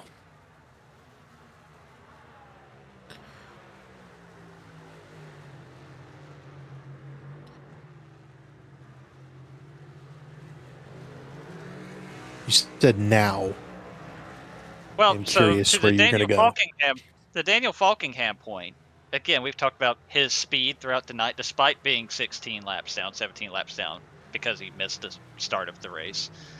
he's closing in on the clump has spread out slightly, but a clump of cars from, I guess that's like Chad Frankenfield-ish, maybe not. Yeah, My he's up in camera front of has this group. set on me. Yeah. So you can see like directly in front, Chad Frankenfield, Hunter Smith, Corey Abbott, Ryan Borges, and Caleb Kumer. Those are all positions in front of him, and they've been kind of all over each other these last few laps. And Daniel Falkingham's probably about to be right in the middle of it as well, with really nothing to gain. So it'll be really interesting to see how that plays out. Yeah, we've seen him make some passes, maybe even be a little bit aggressive at times, despite having that, several laps down.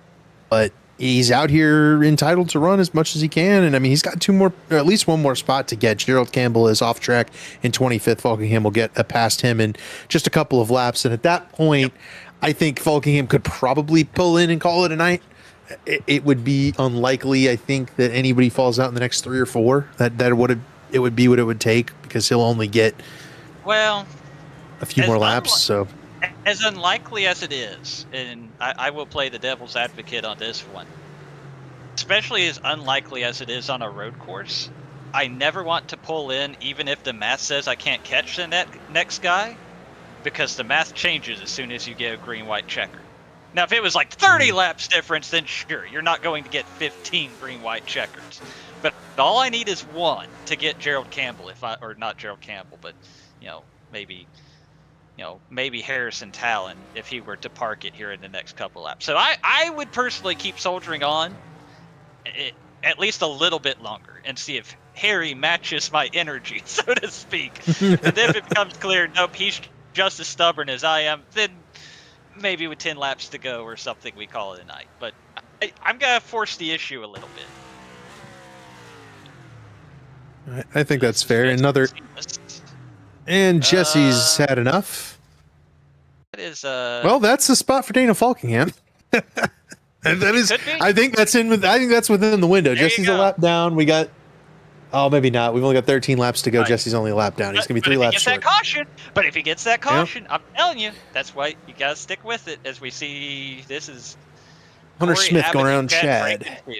Yep, and that has opened the door for Corey Abbott to threaten. And Caleb Kumer's there as well, unless he's gone. Oh no, he used all of that runoff there. Kumer has gotten around Ryan Borges. This is all a battle for the back end of the top 10, and a couple of these guys are looking for a good run. Corey Abbott, Caleb Kumer specifically. I mean, those guys have had some really dreadful luck to open the season. I think Falkingham smelled the blood in the water ahead of him. If you notice, he has opened up a nice, healthy gap and let Tate Lytle by and just gotten all the way. Oh, wait, no, never mind. We have him on the replay. This may not have been a strategic decision. That is, that's not the racetrack, Daniel. That's a strategic. That's the Joker lap. That's the Joker lap. Yeah. There you go. Yeah. There we go. I like where you're thinking. Exactly. Here I was thinking like, that's a veteran, savvy decision there, but I was gassing him up and knowing Falkingham, he's done that a couple of times. That corner specifically has been his nemesis tonight. Battle for second on track. It's Kumer in the grass. Oh no. The battle for second is also raging on. It's Chin and Stanley. I think Chin's going to get Ethan Stanley here. But Kumer wiped out going around Chad Frankenfield. He's still going. He's right behind Chad, but Chad is now 10th. Abbott 9th. Borges is up ahead of him now as well. So Borges and Abbott were able to get around Frankenfield when Kumer just missed turn 4 and almost took Chad with him. So that's kind of what played out there. He's done that a couple of times too, going really wide in some of these corners. But Chad's backing up a little bit, and this is kind of that battle for the back end of the top 10. Hunter Smith's been able to break away in 8th spot. Corey Abbott trying to hold Chad back for 9th, with Borges up ahead of them as well. Or actually, Corey's 10th. Oh, car around, it's Logan Helton in the stadium. I think this is an incident we've seen before from a shifty sports car. Yep. Oh, Corey Abbott's around. Oh, he entering turn 1. He saved it. That was a really good save, but he will lose a spot to Caleb Pecumer and Tate Lytle. 2 spots lost for Corey Abbott, but my goodness, this could have been way worse. For both of them. Yeah, Ryan Board just needs to be thanking Mr. Pecumer for good car control, because that could have been easily 2 cars wiped out. Whew. Let's do a quick rundown here while we're maybe call it a through the field.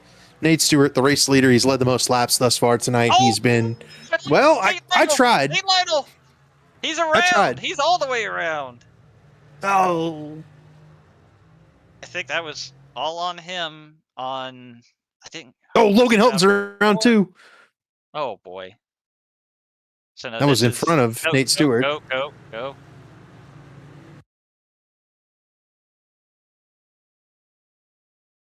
It was in that nemesis corner of no, it was right here. There you go. Right there. Yeah. Or he's gonna have to serve a slowdown as well. Used evasive action to jump inside the tire barrier. There's Logan Hilton's having some trouble. And then Tate had an issue in the stadium.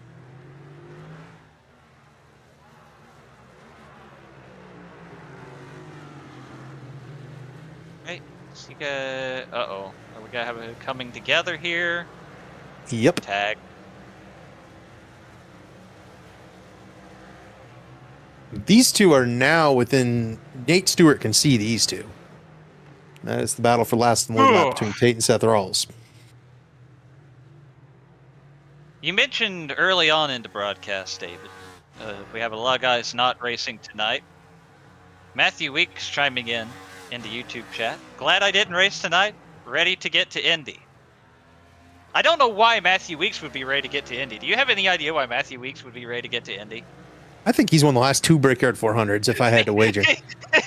He's a back-to-back Brickyard 400 winner going for the 3-peat next week. So, yeah, I imagine, regardless of how tonight went, if he ran it, didn't run it, whatever, he was going to be looking forward to Indy next week. But he definitely will take a clean race car there. We've seen him be really, really strong in Indianapolis, going to be one of the favorites for sure. We'll see. I'm certain we'll see Tyler Fody back next week as well, one of his primary contenders. Then you've got, Falkingham will likely be back, as will Stewart and some of these other guys. It's going to be a really good race next week. We've seen Indy be kind of a difficult race, kind of tough to pass. We haven't been able to get through those long green flag runs, but hopefully we're able to go cover the whole long distance 160 next week with minimal craziness. But knowing this group, that ain't gonna happen. We'll see. I was not part of the call for the last Brickyard 400, so we'll be back at it for next week's. Mm-hmm. So be sure to stay tuned. Yeah, be sure to come back on the Elite Racing Network. We will be broadcasting that one as well.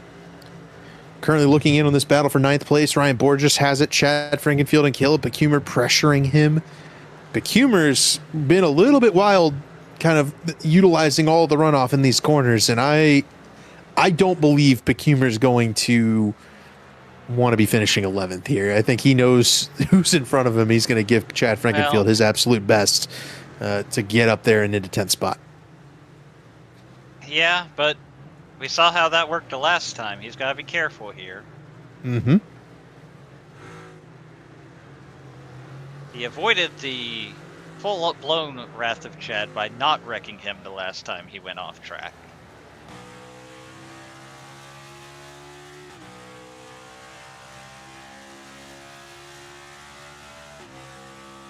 On board with Caleb Pecumer. We tried to go on board earlier, and we had a rash of major incidents. Let's go on board with Caleb Pecumer and ride a lap around the Autodromo Hermanos Rodriguez. Through the Moises Solana S's, turns 1, 2, and 3.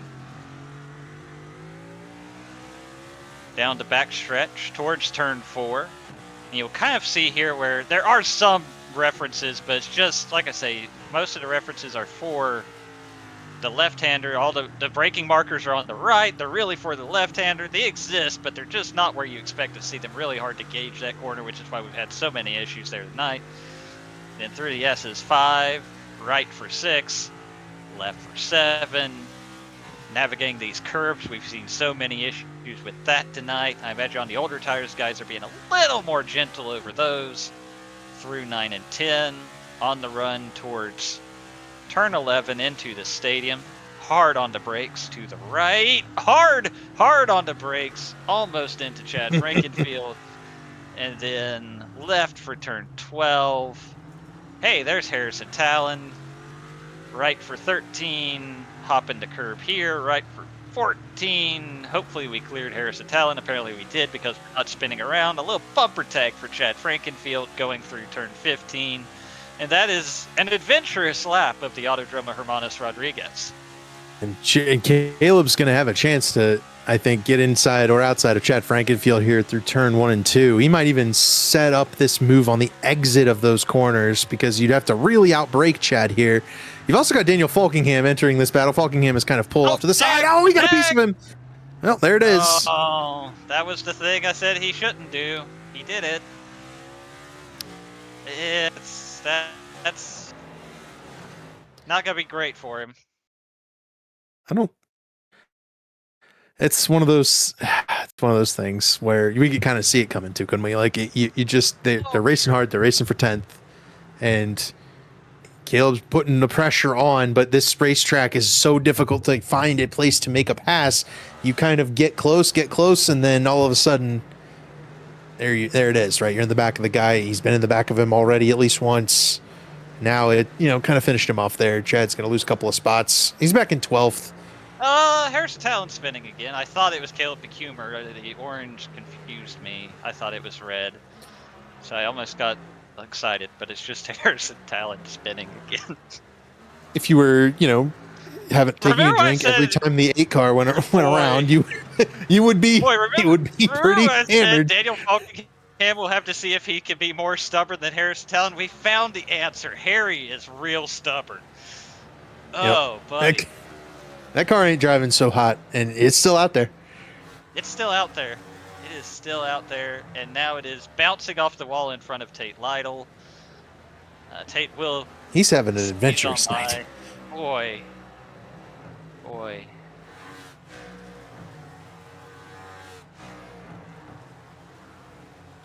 Let's try to go through the field. I wanted to do it earlier. We got sidetracked. I'm sure as soon as we do it, we'll get another incident. Somebody will wreck. But go for it. Well, we did talk about Nate Stewart. Let's shift over to Josh Chin. He led the first stage, but did not come down pit road with everybody else.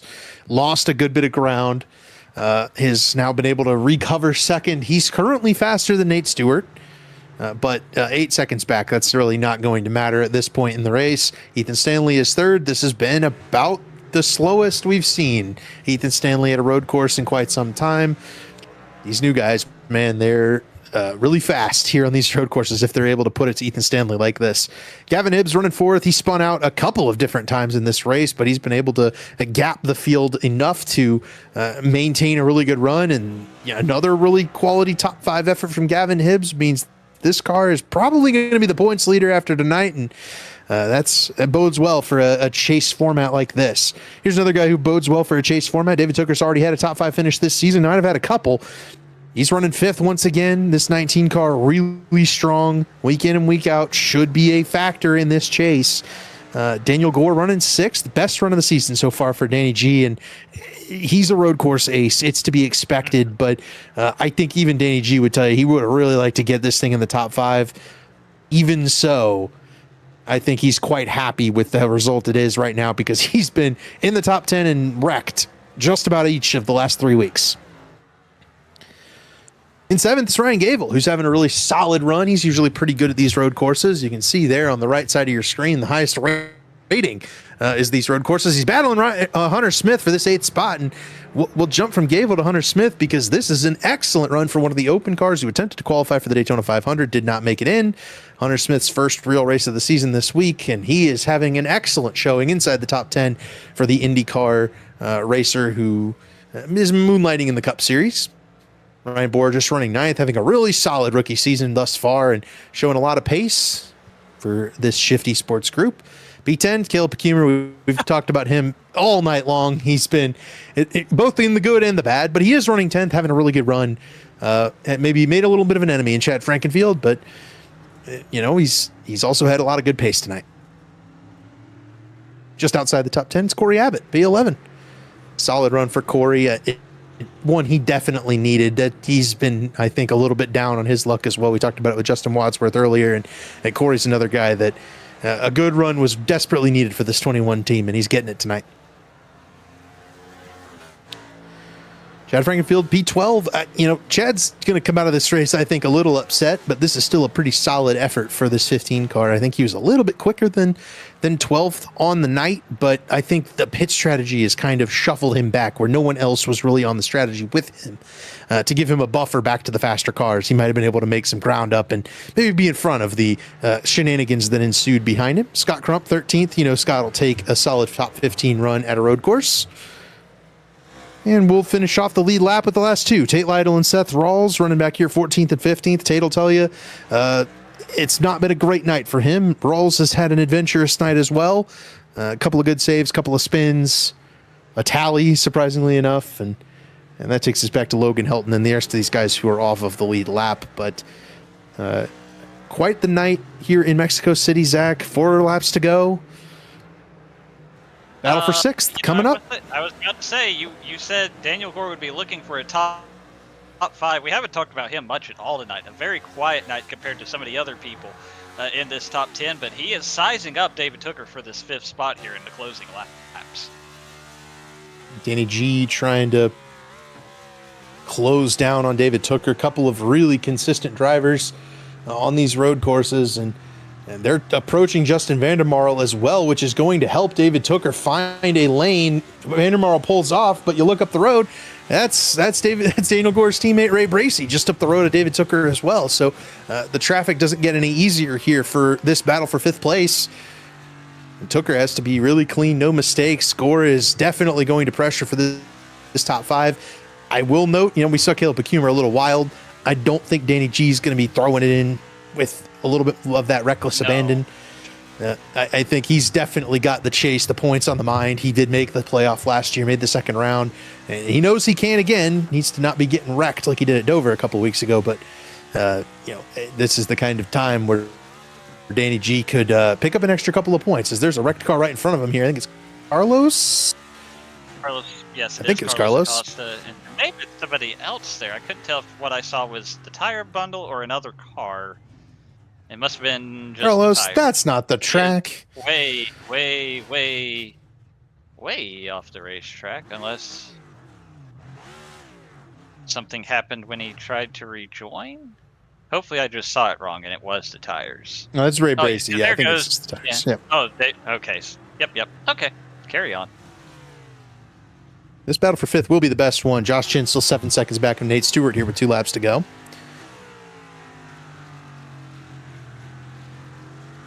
And Ray does not have to move over for David Tooker here at this point, right? Just being able to keep up enough of that chaotic air, the turbulent air, can be all it takes to open up the door for your teammate for that extra spot. Otherwise, I think Tooker will find his way around Ray shortly.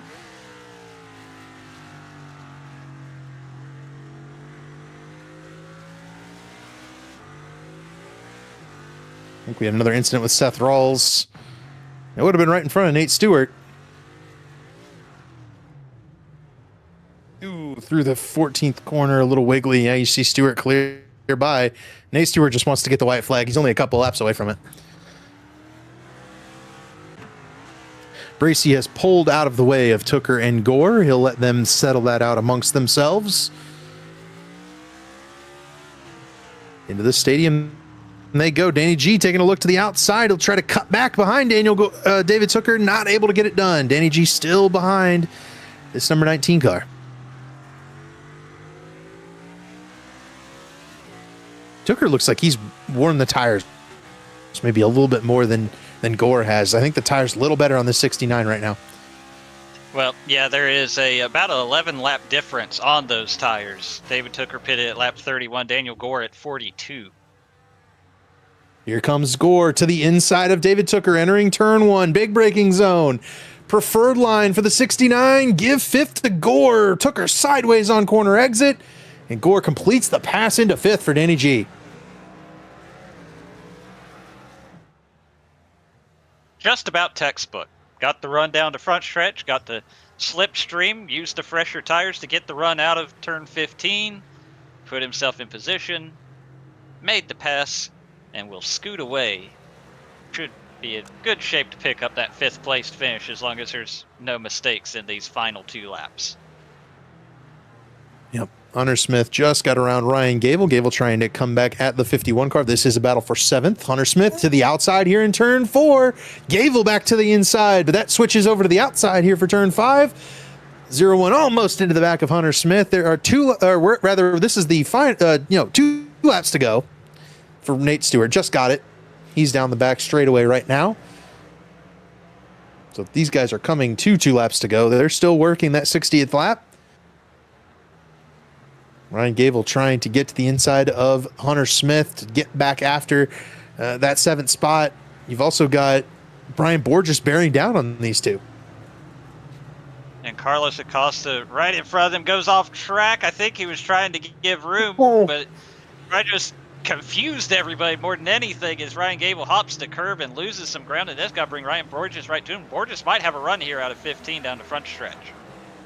This is going to be an opportunity for Ryan Borges. 2 laps to go for this group. Nate Stewart is a few seconds back, about to get the white flag.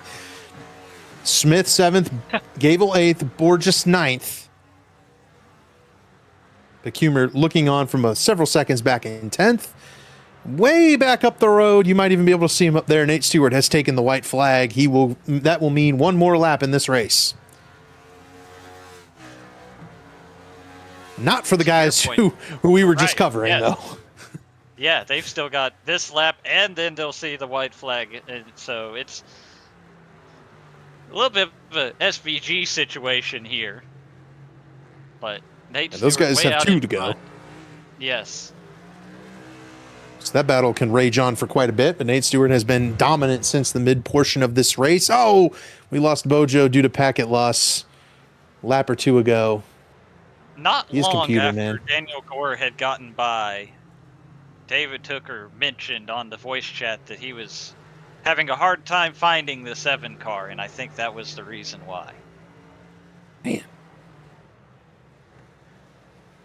But as Nate Stewart heads towards the stadium, a dominant win for Stewart, his first in this Belly Up Sports Cup Series. Not his first iRacing win by any means. A rookie to the series, but not a rookie to the simulator, as it were. This guy very quick, showing it off here this season already. And this lines him up, I think, to make some version of a championship run. If he can overcome missing the Daytona 500, I think that'll be a very sizable advantage for him going down the stretch. Stewart off the final corner, and he will win the SR Design International Challenge for his first Belly Up Sports Cup Series win. He will defeat Josh Chin, who finishes 2nd from the pole. Ethan Stanley will be 17 seconds back in 3rd. And a new bar has been set when it comes to the elite Belly Up Sports Cup Series road courses.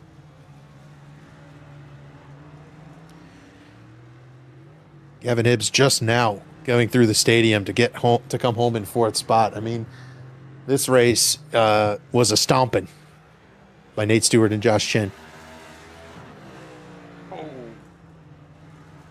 If Brian Borges was going to get Ryan Gable, I think he just lost that chance. Had a little bit of a bobble going through the S's as we watched Daniel Gore take his 5th place finish.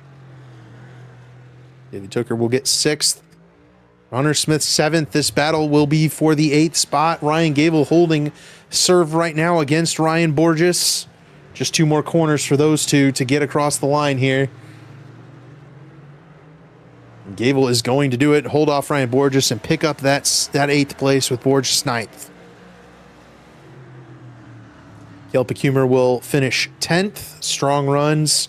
And the rest of these guys will cross the line. Chad Frankenfield's going to pick up 11th. He got around Corey Abbott late. Oh, maybe not. Drag race to the line for 11th. It's Chad Frankenfield.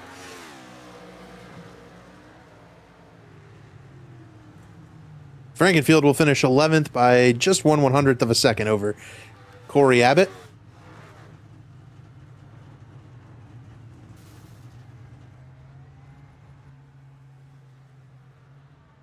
And that will wrap the SR Design International Challenge, Zach. A good race, but I think the bar has been set another couple of rungs higher than it used to be. It definitely used to be the Ethan Stanley show when we'd go to these road courses. Definitely some new challengers on the horizon as we see Nate Stewart pick up the win. The podium assembling in the stadium. And also Harrison Talon, I guess. He was just as fast as those guys. I don't know what you're talking about.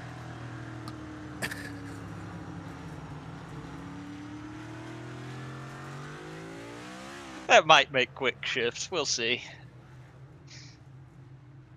Golly.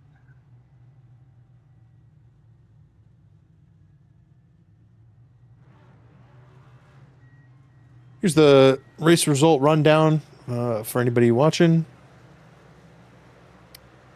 You got the results on your right. We've been over them several times to this point. Shouldn't need to go over that any longer. Daniel Falkingham just pick up the Hard Charger Award. He finishes 25th. Did not get that late caution, though, to get up and bypass Jesse Ursemus, unfortunately. I love Hard Charger Daniel Falkingham on this one.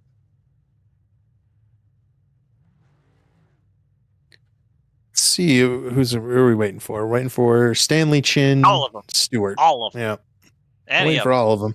Come on down. You fished a minute ahead of everybody. Please join the interview waiting room. I'm putting Stanley in the waiting room. We're gonna. Attaboy. There we go. Attaboy. Ethan, I'm Brute bringing Ethan force. Stanley in.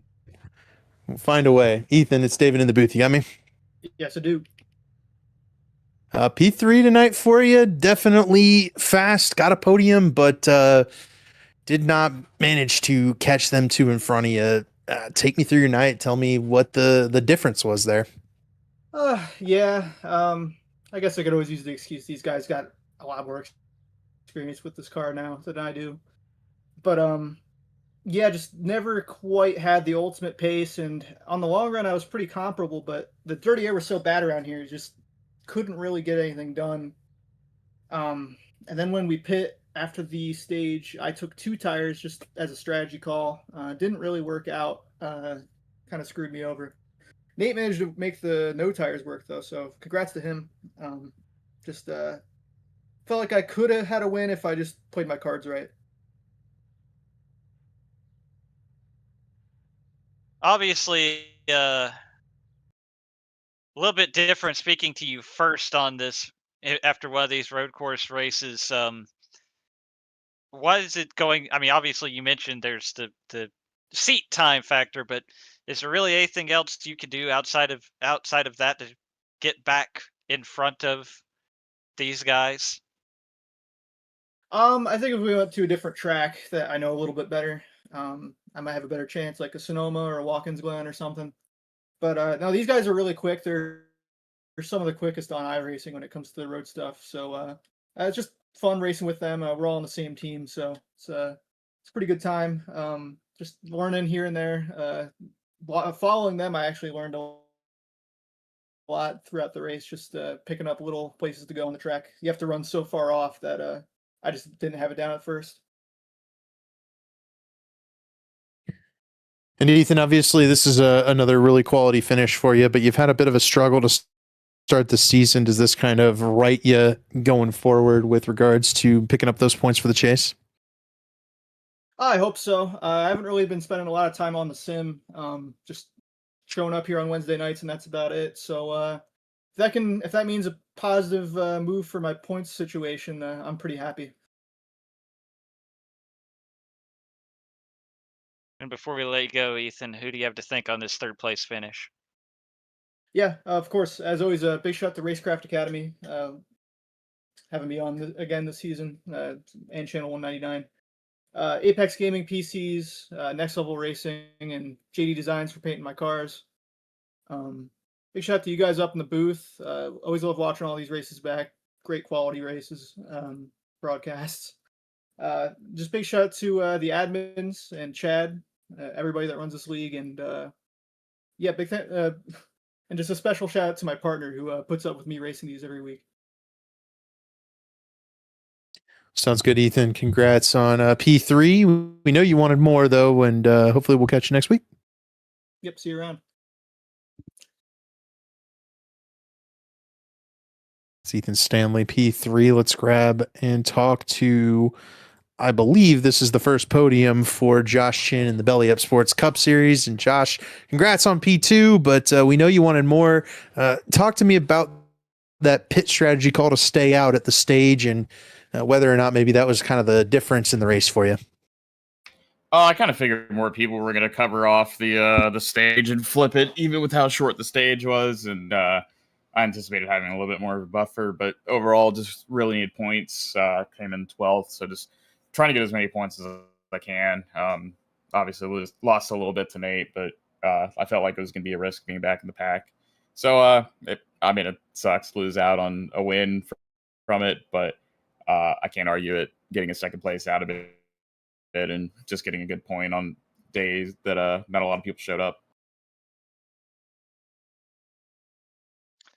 Obviously, a familiar face for those who tune in on Thursday nights here in Elite, but as David mentioned, kind of making your way into the stock car side as a rookie in the Cup Series this season. Obviously, first chance we've had to speak with you after a podium finish. How is that adjustment, not necessarily to the stock car, because I'm sure you have some seat time with that, but racing with these guys in this league, how has that gone for you so far this season? It's been a pretty smooth transition. I've done a little bit of the 2003 series and GNS, so just kind of more of the faces I haven't raced with, but a lot of these guys I've raced with, and even guys like Blake and Dan I've raced before, and FPF series like that. So not a lot of unfamiliar names for me, just a lot more acclimating back to the car. I haven't really raced it since the end of last year, and it's definitely a learning curve. It doesn't really race like a stock car.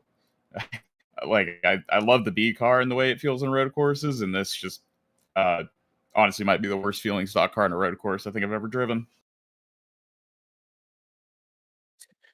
And Chin, you mentioned the points situation. You know, next week's the Brickyard 400. Obviously, I think you are still technically an open competitor. So take me through the process to ensure you're in the field next week. I know you're pretty quick. It shouldn't tend to be a problem at those places that we don't have qualifying races. But what's the plan going in next week? Going to try to make sure you're in, or practice qualifying, or play for the race win next week? Focus on qualifying a little bit. The race speed it's going to be what it is. You just have to manage it during the race.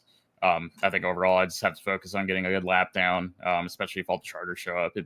It's pretty tight to get in, and if all the charters don't show up, then it helps a lot.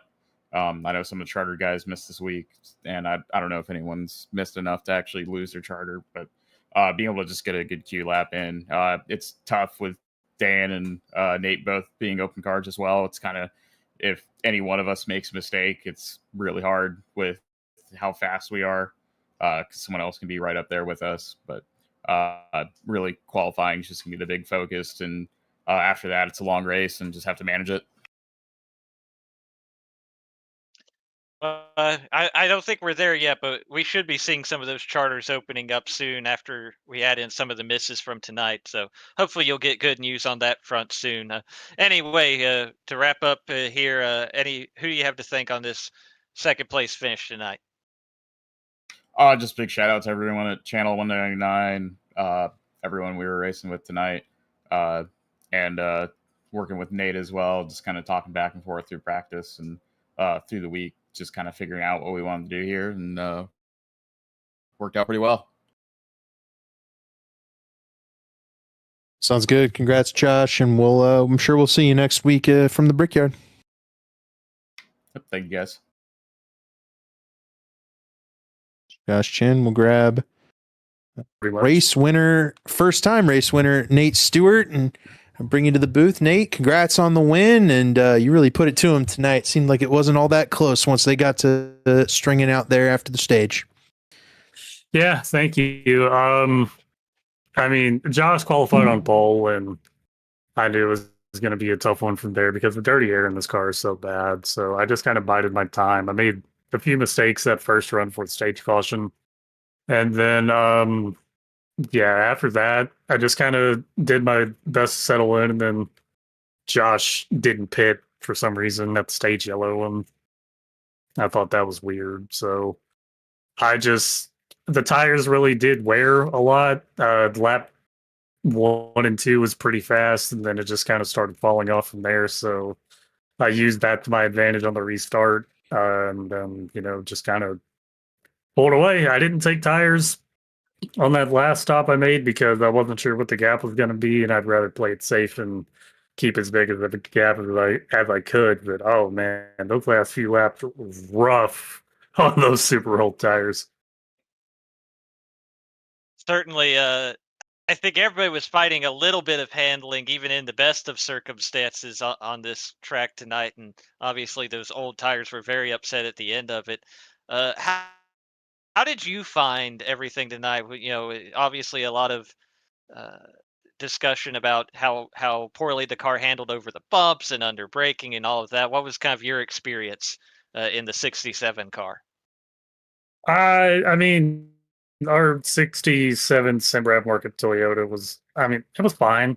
I didn't really have an issue with it just because I'm accustomed to racing this car on road courses. It's honestly one of my favorite things to do. And I mean, I was prepared for it to handle bad. A-Fixed went here a few weeks ago, and then, I mean, the track in A-Fixed was extremely hot. So thankfully, this was colder, and it helped it drive better. But it definitely didn't drive great. But that's kind of the fun of stock cars on road courses. They don't drive good. So, yeah, I mean, it's just one of them things. It's who can, conquer it the best. And I feel like I did that tonight. Nate, with that, I mean, obviously, you've been running to make the field each week, but, this is the first run. You've been able to kind of put together a complete race. Going to be an uphill battle for you, but do you think you can kind of put together the results to make the chase going forward? Oh, yeah, for sure. I mean, Chicagoland was just an unfortunate circumstance with Stanley.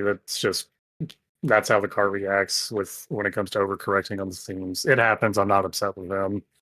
And then Dover was kind of my own doing because I lifted off the gas a little bit too early after a caution came out, and then it just tank slapped on me and I went into the wall. So yeah, 2 races I could have had really good runs at, but they ended up falling apart. So tonight it was honestly really good to finally put one together. Even if I didn't win, I was going to be happy with the result if I would have just finished in the top 3.